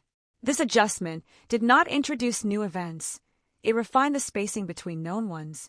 And that refinement mattered, because it reduced ambiguity. The defense objected immediately, arguing that refinement of old data risks overfitting, forcing precision where none originally existed. They warned the jury that clarity can be manufactured through selective modeling. The judge allowed the testimony, but instructed the jury to consider weight carefully. The tension in the room shifted again. Not louder, sharper. At midday, a break was called, but no one truly relaxed. Conversations outside the courtroom remained brief, almost cautious. Even reporters seemed aware that speculation had begun to lose ground to structure. Something more concrete was forming inside the trial, though no one was willing yet to define it. When proceedings resumed, the prosecution called a witness who had not spoken publicly in years. Their entrance was quiet, their demeanor controlled, but their presence changed the atmosphere immediately. They were not central to the original investigation, but they had been near the edges of it, close enough to observe patterns others dismissed, close enough to remember details that had once seemed insignificant. Their testimony began cautiously, almost apologetically. They described ordinary interactions from years ago, moments that at the time carried no obvious importance. But as they spoke, those fragments began to assemble into a subtle but persistent structure. Not dramatic revelations, just consistency, a repeated behavior, a recurring detail, a moment that, in hindsight, appeared differently than it had at the time. "I didn't think it meant anything," the witness said again, and the phrase returned like a shadow already familiar to the courtroom. The prosecution did not push further. They didn't need to. The pattern was already visible. The defense attempted to reframe it once more: memory distortion, hindsight reconstruction, social reinforcement over time. Their argument remained strong in principle, but increasingly strained under the weight of accumulated detail.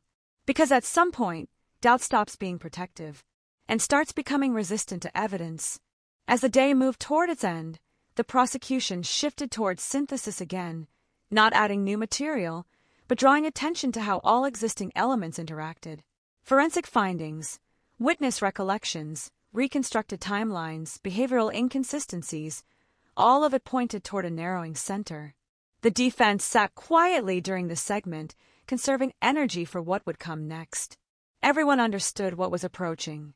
Closing arguments were near, and once they began, the case would stop expanding. It would start resolving. Outside the courthouse, late afternoon light stretched across the steps, where journalists continued broadcasting updates that had become increasingly analytical rather than sensational. The story was no longer about shock alone. It had become about construction, how decades of fragments had been assembled into something approaching coherence. Inside, the victim's family remained still throughout the final minutes of the day's proceedings, as if movement itself might break their fragile concentration. They had spent 27 years waiting for truth to arrive in any form. Now, truth was no longer distant. It was assembling itself in real time. And the only thing left uncertain was what shape it would take when it finally finished forming. The seventh day of trial began with a silence that felt heavier than all the days before it, not because anything new had been introduced yet, but because everyone inside the courtroom understood the direction the case was now moving toward.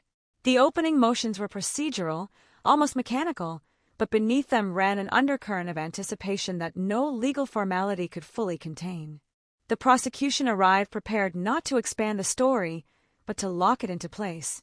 The defense arrived prepared not to break it, but to keep it from becoming irreversible. There was no illusion left that this was still an exploratory phase.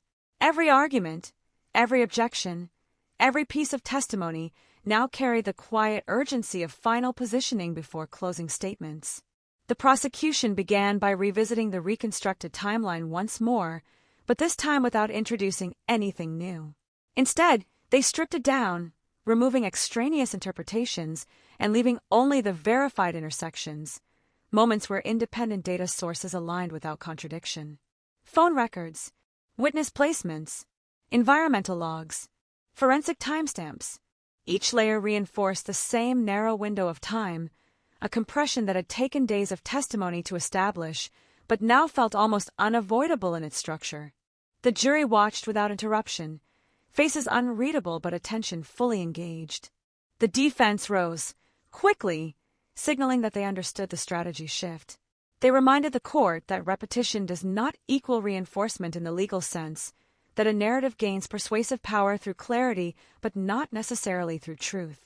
Their tone remained steady, but there was a noticeable change now, not in confidence, but in urgency.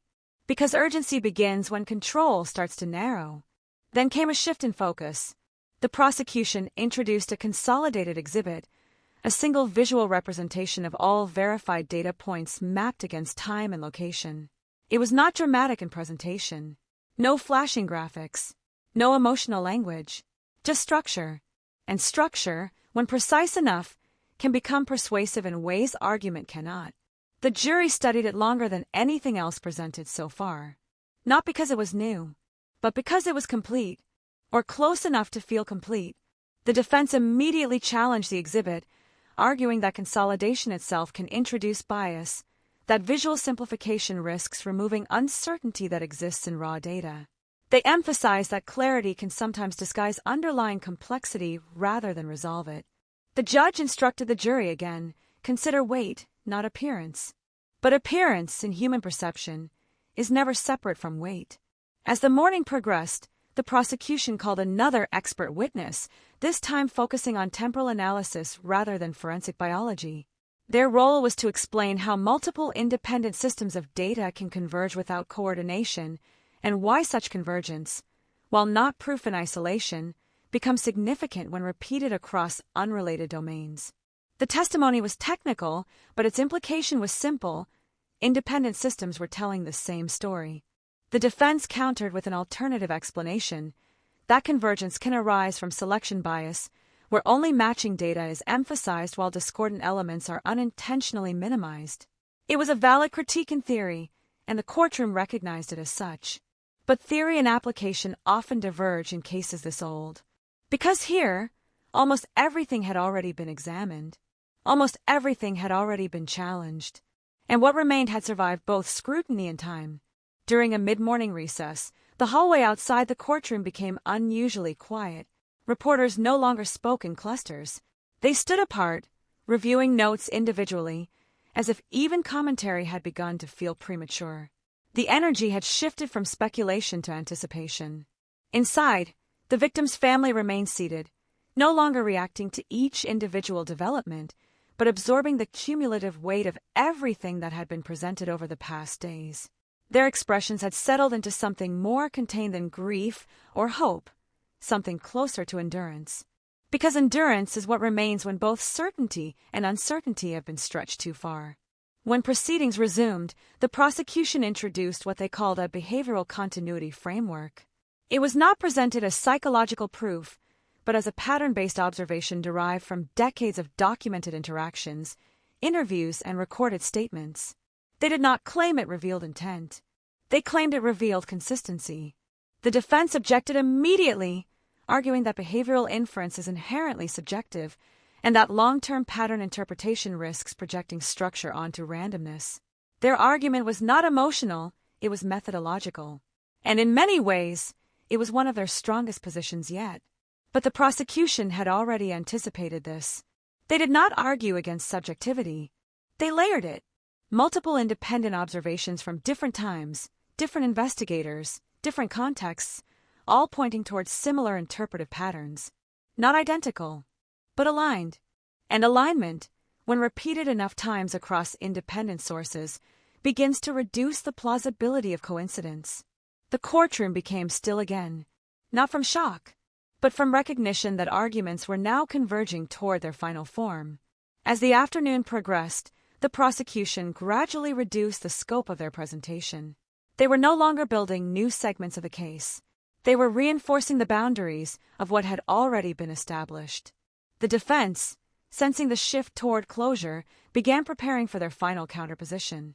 Their strategy was clear: maintain reasonable doubt not by dismantling every element, but by demonstrating that no single element achieved absolute certainty. Because in criminal law, absence of certainty can be enough, even in the presence of overwhelming structure. As the day neared its end, the judge announced that closing arguments would begin next session. The courtroom reacted not with noise, but with a subtle tightening of attention. Everyone understood what that meant. The trial was no longer unfolding. It was about to conclude. Outside, daylight had begun to fade, casting long shadows across the courthouse steps. The media presence remained, but even their energy had shifted. Less reporting, more waiting.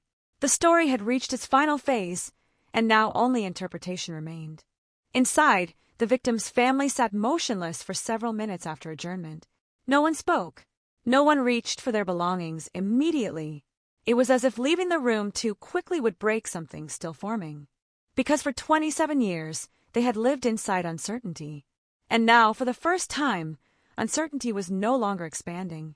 It was contracting toward an ending that had not yet been spoken aloud, but was already beginning to take shape in every silence left behind. Closing arguments arrived not with spectacle, but with a kind of final gravity that changed the entire atmosphere of the courthouse before a single word was spoken.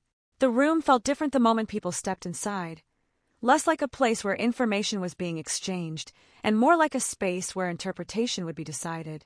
The jury entered first, then the attorneys, then the weight of 27 years of unanswered questions, now condensed into what would be the final structured arguments of the trial.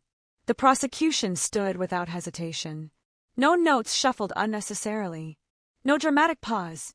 Just a steady presence that suggested preparation had already been completed long before this moment. They began by returning to the core structure of the case. Not every detail, not every branch of investigation, but the narrow spine that had survived every challenge so far: opportunity, proximity, and convergence of independent evidence streams.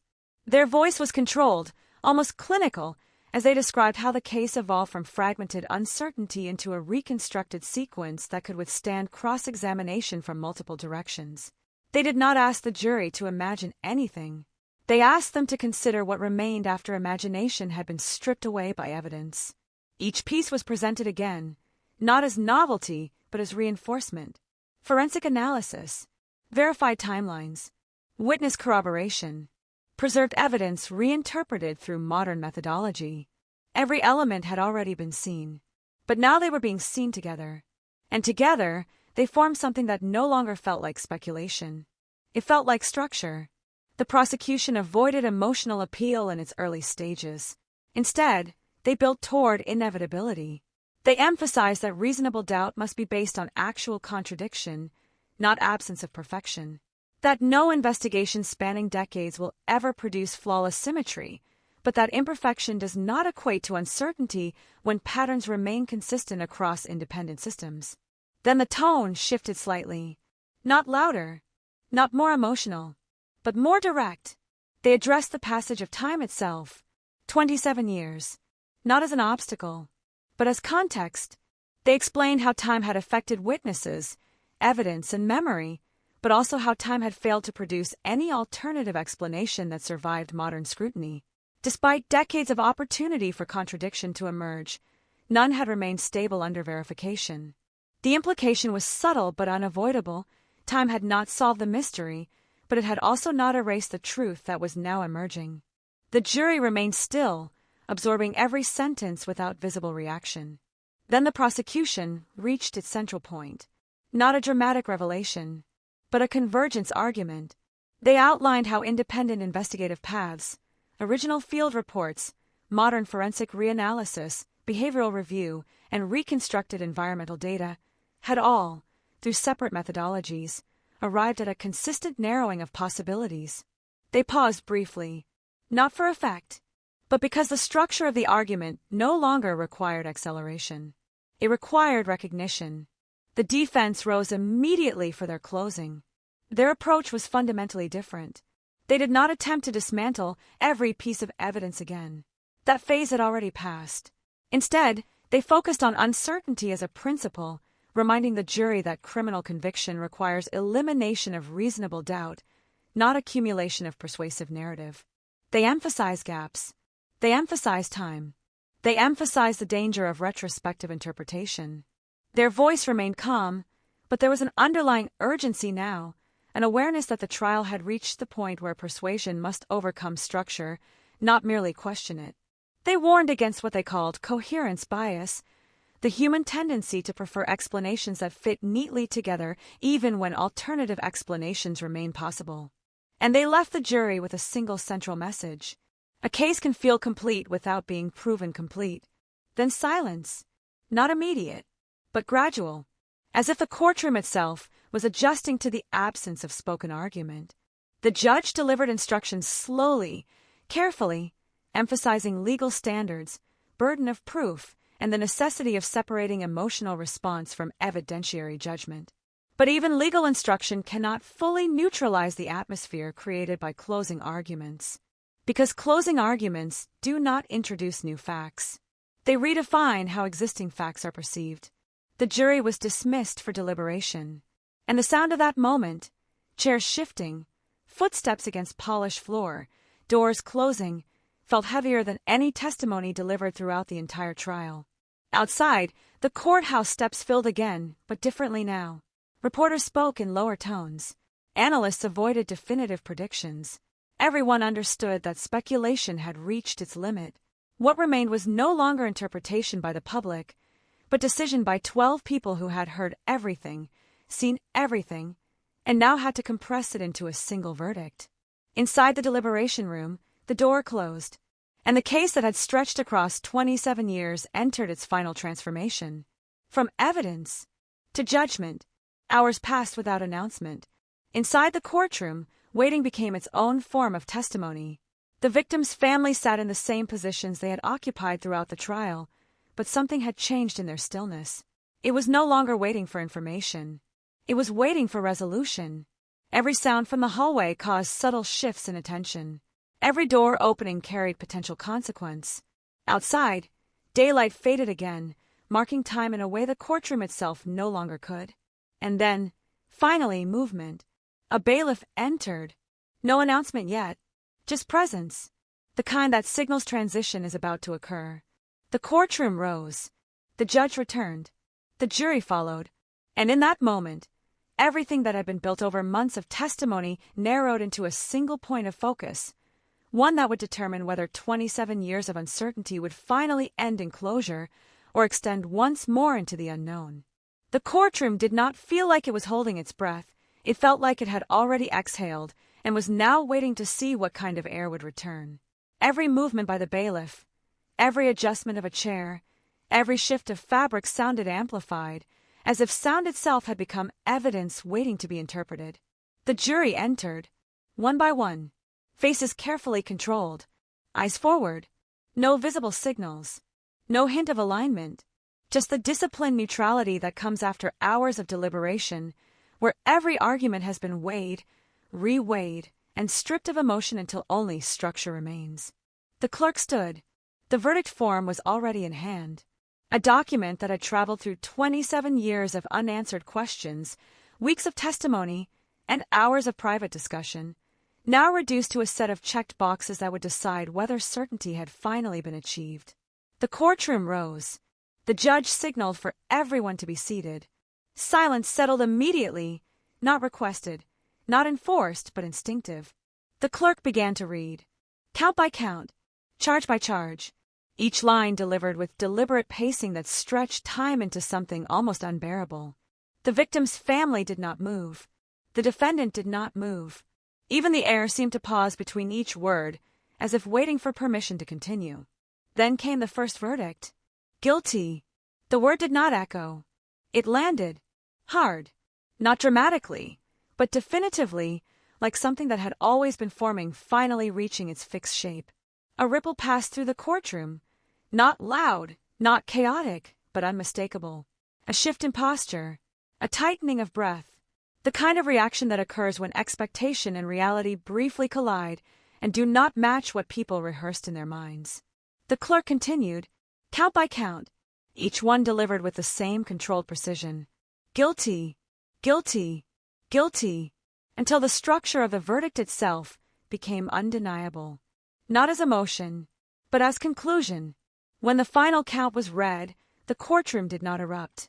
It stabilized, as if everyone inside needed a moment to understand what stability now meant in this new context. The judge accepted the verdict without visible hesitation. A brief pause followed, not procedural, reflective. Then sentencing was scheduled for a later date, but that detail barely registered in the moment, because the verdict had already changed the meaning of everything that came before it. The defense stood briefly, but there was no argument left to make, only acknowledgement of process completion. Their client remained seated, expression still controlled, but now under a different kind of pressure, not of accusation, but of consequence. Across the room, the victim's family did not react immediately. There was no sudden collapse into emotion, no immediate celebration, just stillness, as if the body had reached its limit of delayed response and was waiting for permission to feel what the mind had not yet fully processed. Then it came, quietly at first, a hand covering the mouth, a slow forward lean, a breath that had been held for decades, finally released in fragments instead of one continuous motion. Not joy in the traditional sense, something more complicated, relief that had aged into exhaustion, grief that had outlived its original form, and something else underneath it all, something almost disorienting, the realization that waiting had ended, but life after waiting had not yet been defined. The judge spoke briefly, acknowledging the gravity of the case, the length of time it had taken to reach this point, and the responsibility of the justice system to account for both delay and resolution. The words were formal, but they carried weight beyond formality. Outside the courthouse, the reaction unfolded instantly. Reporters delivered breaking updates in rapid succession. Verdict reached. Guilty in cold case trial. 27-year mystery ends in conviction. But none of those phrases captured what the courtroom had just experienced. Because inside, the case had not simply ended. It had transformed, from uncertainty into judgment, from investigation into consequence, from absence into acknowledgement. As the courtroom began to empty, movement returned in fragmented waves. Jurors were escorted out quietly, no longer part of the process, but still visibly affected by the responsibility they had carried. Attorneys gathered materials without urgency, as though the intensity of the trial had not yet fully released its grip. The victim's family remained seated long after others had left, not because they were required to, but because leaving meant stepping into a reality that no longer had a procedural structure to support it. 27 years of waiting had created a rhythm. Now that rhythm was gone. Outside, evening had fully settled over the city. The courthouse lights cast long reflections across the steps where cameras still waited, though even the media seemed to understand that what happened next would no longer be about breaking news, but aftermath. Inside the emptying courtroom, the silence felt different than before. It was no longer anticipation. It was completion. And yet, beneath completion, something quieter remained unresolved, not legally, not procedurally, but humanly.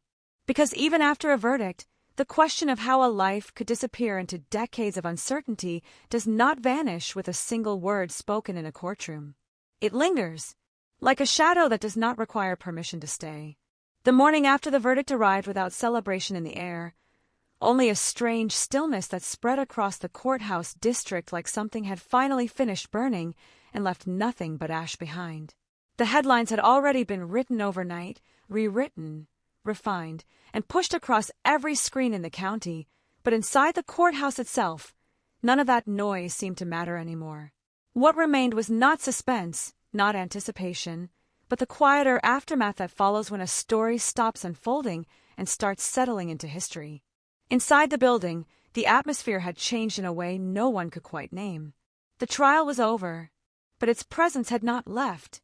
It lingered in the way people spoke more softly than necessary, in the way staff moved through hallways without urgency, in the way even routine sounds felt slightly out of place, as if the building had temporarily forgotten what normal meant. The victim's family arrived later than usual that morning. No cameras at the entrance now. No press clustering near the steps in the same chaotic formation as before. Just a few reporters at a distance, still recording, but with less intensity, as if even they were adjusting to the idea that the story had entered a different phase. Inside, the family sat in the same courtroom where everything had changed less than 24 hours earlier. But the energy was no longer about judgment. It was about aftermath. The prosecution team entered quietly, no longer carrying the intensity of courtroom presentation, but something closer to exhaustion layered with resolution. There were no more arguments to prepare, no more objections to anticipate, no more timelines to defend or refine. Only closure in its legal form. But closure, as everyone in the room was slowly realizing, is not a single experience. It fractures into stages. The court addressed procedural matters first, formal acknowledgement of the verdict, scheduling updates, and administrative steps leading toward sentencing. The language was precise, unchanged from any other case, but its emotional weight here felt different, as if every sentence carried an echo of what had just concluded. The defense requested time for post-verdict motions, a standard procedure, expected, necessary within the legal framework. But even those words felt distant now, like part of a system that continued operating after the emotional center of the case had already shifted elsewhere. The judge responded with measured authority, acknowledging the motion and setting deadlines, but there was a noticeable softness in tone, not leniency, but recognition of scale. Cases like this do not end cleanly, even when verdicts are final. They leave behind residue. Outside, the world had already begun to reinterpret what the verdict meant. News segments replayed key moments from the trial, the forensic testimony, the reconstructed timeline, the witness statements that had resurfaced after decades of silence. Analysts debated what had been most decisive, though none could fully agree. Some pointed to DNA evidence, others to convergence of timelines, others to the gradual narrowing of alternative explanations. But inside the courthouse, none of those discussions mattered anymore. Because the people who had lived closest to the case understood something the public could not fully access. The verdict was not the end of the experience. It was the beginning of understanding what the experience had done to everyone involved. After formal proceedings concluded for the day, the victim's family remained in their seats once again, longer than necessary, as if leaving would require them to acknowledge a transition they were not yet ready to complete. A relative finally spoke, voice low, almost uncertain. "It's over." The words hung in the air without immediate response. Because over is not a feeling. It is a statement that takes time for the mind to accept. 27 years had conditioned them to expect continuation. Another delay, another setback, another unanswered question. Now there was no next step in the same direction. That absence of continuation felt unfamiliar. Outside the courthouse, journalists continued reporting, but the tone had shifted. The story was no longer breaking news, it was legacy coverage, a case that had moved from active investigation into historical reference. People began discussing not just what had happened, but how it had endured, how evidence survived, how memory failed, how a neighborhood carried a shadow for decades without fully understanding its shape. But inside the courthouse, those interpretations felt distant. The reality was more personal, more fragmented, because resolution in a cold case does not restore what was lost. It only confirms the scale of what cannot be recovered. Later that afternoon, investigators quietly returned to the evidence room one final time. Boxes were no longer opened with urgency. Files were no longer reviewed with investigative intensity. Instead, there was a slow, deliberate acknowledgement of everything that had been carried for years. One detective placed a hand briefly on a file labeled with the original case number. No words were spoken. None were needed, because everyone in that room understood the same thing. The case had lived longer than many careers, longer than some lives, and now it no longer required continuation. It required preservation, not of evidence, but of memory. As evening approached, the courthouse gradually emptied. Lights switched off in sections. Hallways grew quieter. Doors closed without urgency. The building that had held weeks of testimony returned slowly to its ordinary state, though nothing about it would feel entirely ordinary again for those who had been inside it during the trial. The victim's family left last. Not together, not quickly, but in a sequence that suggested none of them were fully ready to step beyond the threshold into a world that no longer revolved around court dates and testimony schedules. Outside, the air felt different. Not lighter, not heavier, just unfamiliar, as if time itself had resumed moving forward without asking permission. And somewhere in that transition, without announcement or recognition, the case that had defined 27 years of waiting quietly stopped being a case at all. It became something else entirely, a memory that would no longer change, only remain. Sentencing day did not arrive with the same noise that had surrounded the verdict. There were fewer cameras, fewer raised voices, fewer expectations of revelation.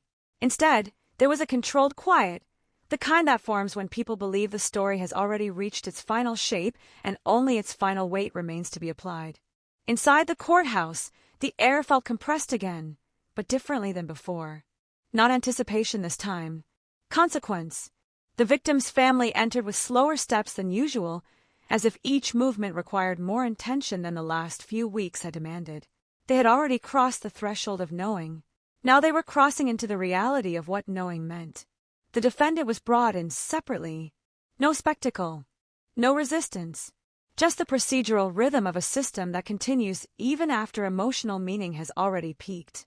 The judge took the bench, and for a moment before speaking, there was a pause that felt unusually long. Not procedural delay, but something closer to recognition, an acknowledgement of scale. Cases like this rarely exist in isolation. They accumulate years of unanswered questions, failed attempts, and human exhaustion that cannot be measured in legal terms. Then the court began. The prosecution spoke first, not to relitigate the case, but to contextualize it. They outlined the severity of the conviction, the persistence of uncertainty over nearly 3 decades, and the responsibility of sentencing not only as punishment, but as final recognition of harm that had extended far beyond a single moment in time. Their language remained controlled, but there was no need for persuasion anymore. The verdict had already established fact. Now only weight remained. The defense followed. They spoke of time, of delay, of the complexity of reconstructing events across decades. They emphasized mitigation, not denial. Their argument was no longer about innocence, but about context, how long passage of time affects every layer of human memory, every system of investigation, every institution tasked with reconstruction. But even as they spoke, It was clear the room had shifted beyond the realm of uncertainty. This was no longer about competing narratives. It was about closure being assigned for him. The judge listened without interruption, expression steady but distant in a way that suggested the decision had already been formed through accumulated exposure rather than sudden conclusion. Years of procedural motion, weeks of testimony, and days of deliberation had already weighed into the outcome long before this moment. When the sentence was finally pronounced, the courtroom did not react immediately, not because it lacked impact, but because impact had already been distributed across earlier stages of the trial. What remained now was confirmation, a sentence measured in years that reflected both legal boundaries and symbolic finality. The language was formal, structured, precise, but beneath it lay something heavier, acknowledgement that the consequences of the case could never be contained entirely within courtroom boundaries. There is no sentence that can travel backward in time, no ruling that restores missing years, no judgment that returns absence into presence. The judge concluded with a brief statement recognizing the extraordinary duration of the case and the lasting effect it had on the community. The words were restrained, but they carried a subtle recognition that this trial had never been just another file in the system. It had become part of the city's memory. When the session ended, there was no immediate movement. No one stood quickly. No one rushed to speak. The silence that followed was not emptiness. It was transition. Outside, the courthouse steps felt different again, though nothing visible had changed. The same stone, the same architecture, the same street beyond it, but perception had shifted. What had once been a place of testimony was now a place of conclusion. Reporters still gathered, but their questions had changed tone. Less what happens next. More, what does this mean now? Because next no longer belonged to the courtroom. It belonged to everyone else. The victim's family remained outside for a long time after the sentencing hearing ended, not speaking at first, not moving toward departure, just standing in proximity to a building that had carried them through the final stage of a journey that began long before most people realized it existed. One of them finally looked up and said nothing at all, not because there was nothing to say, but because language had reached its limit. Across the street, life continued in ordinary motion. Cars passed. People walked. Phones lit up with notifications unrelated to the trial. The world had already begun adjusting its attention elsewhere. But for those directly connected to the case, adjustment was not immediate. It came in fragments, because after a case ends, the mind does not simply return to what it was before. It reorganizes around absence. Later that evening, inside the courthouse, staff began the slow process of dismantling temporary trial arrangements. Exhibits were removed. Tables were cleared. Equipment was packed away. The courtroom that had held weeks of tension began returning to its original state. But something remained embedded in its structure. Not physical, not visible, but present in the memory of those who had worked inside it. Because places do not forget what they have contained, even when people do. And as the final lights were turned off for the night, the building stood in silence once again, no longer holding testimony, no longer holding arguments, no longer holding judgment. Only the echo of everything that had passed through it, and the understanding that even when a case ends in law, it never fully ends in memory. The final days after a case like this do not arrive with clarity, they arrive with fragments. Pieces of attention scattered across a city that is no longer focused on a single courtroom, yet still cannot fully detach from what happened inside it. In Florida, life resumed its ordinary rhythm, but for those closest to the 27-year silence, nothing about time felt ordinary anymore. The courthouse had already returned to its daily function. Other cases moved forward. Other hearings filled the schedule. Other names replaced the one that had dominated headlines for weeks. But in the spaces between those routines, something remained, an invisible afterimage of testimony, verdict, and sentencing that refused to fade at the same speed as public interest. The victim's family no longer arrived at set times, no longer sat in the same seats, no longer followed the procedural rhythm that had defined their lives for so long. There was no schedule left to obey, only absence that now had shape, only silence that now had confirmation.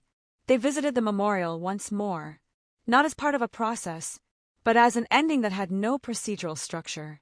Flowers had begun to accumulate again, renewed by people who had followed the case from afar, people who had never known the victim personally but understood, in some indirect way, what it meant for a story to remain unfinished for decades. Now the story had an ending, but endings do not erase impact. They only change its direction. Investigators, too, found themselves in a different emotional landscape. For years, their work had been defined by pursuit, questions that demanded answers, evidence that required interpretation, possibilities that refused to settle. Now, for the first time, their work had no forward motion. The files remained, the records remained, the documentation remained, but the investigative energy that once animated them had dissolved into reflection. One detective returned to the original case box alone. No briefing, no supervision, just quiet review. Not because anything new was expected, but because closure in investigative work often requires repetition, reading again what has already been read, not to discover something new, but to understand what it meant to have searched for so long without resolution. The photographs felt different now, not because they had changed, but because the outcome had. What once represented uncertainty now represented a completed arc. What once represented confusion now represented context. Outside the courthouse system, the community continued processing the case in uneven ways. Some people avoided the topic entirely, as if speaking about it might reopen emotional weight they were still learning to set down. Others revisited old memories, trying to place themselves in a timeline that had suddenly gained a defined center. A disappearance that had once been a question mark had become a fixed point in local history. Teachers mentioned it carefully in classrooms when discussing civic processes. Journalists archived their coverage into retrospective pieces. Legal analysts cited it as an example of how long-delayed evidence can still achieve resolution. But none of those interpretations fully captured what lingered beneath the surface. Because the most lasting impact of a cold case is not procedural. It is psychological. It reshapes how time is experienced. It alters how absence is understood. It teaches entire communities how to live alongside unresolved uncertainty, and then forces them, years later, to relearn what certainty feels like. For the victim's family, that relearning was not immediate. There were moments of quiet acceptance, moments of overwhelming emotion, moments when the reality of finality arrived too sharply to process all at once, and moments when the silence of the past 27 years still echoed louder than the resolution that followed it. Because even when truth is established, the mind does not immediately let go of waiting. Waiting becomes memory, and memory does not respond to verdicts. It responds to time. In the weeks that followed, the courthouse no longer felt like the center of gravity it had been. Yet for those who had lived inside it during the trial, its presence never fully returned to ordinary background. It remained a reference point in memory, a place where silence had been transformed into judgment, and judgment into permanence. The building itself stood unchanged, but perception of it had shifted permanently. It was no longer just a courthouse. It was the place where 27 years of unanswered questions had finally been given structure. As months passed, attention faded further. New cycles moved on. Other stories replaced it. Other trials began. Other mysteries emerged. The world continued its constant rotation of urgency. But for those directly connected, the case did not disappear. It settled, not as an active presence, but as part of internal history, something that no longer evolves, but continues to exist in fixed form. The absence it once defined did not vanish. It changed category, from unknown to known, from open to closed, from question to memory. And in that transformation, something subtle but permanent remained, the understanding that time does not erase unanswered stories. It only decides when they will finally stop asking to be solved. And when they do, what remains is not silence. It is the echo of everything it took to reach the end. Years after the sentencing, the case still existed in a strange dual state, closed in legal records, yet never fully closed in human memory. In Florida, the street where everything began no longer looked like the place that once carried a decades-long mystery. Pain had changed. Families had changed. Even the trees seemed taller, as if time had physically rewritten the landscape to distance it from what had happened there. But memory does not respect renovation. It returns without permission, sometimes quietly, sometimes violently. For the victim's family, life had slowly shifted into something that could only be described as continuation without resolution. There were days when the verdict felt real, grounded, undeniable. And there were days when the absence still behaved as it always had, refusing to soften, refusing to become easier, refusing to stop occupying space in ordinary moments. Birthdays still arrived, holidays still passed, and in every gathering, there remained a subtle gap in the frame of the family that no legal outcome could fill. At the courthouse, new cases came and went. Prosecutors rotated through different trials. Judges presided over new conflicts. The system continued its endless motion, as if this case had been only one chapter in a much larger machinery that never pauses to remember what it once carried. But occasionally, someone would mention it, not in official proceedings, not in records, but in passing conversation. An assistant, a clerk, a younger attorney who had not been there during the trial but had heard about it in fragments. Wasn't that cold case the one that took decades? And the answer would come, usually with a slight pause. Yes, just that. A single word that contained an entire era of investigation, testimony, doubt, and final judgment. Outside the formal system, the story had taken on a different life. It had become a reference point for how long truth can remain buried beneath ordinary existence.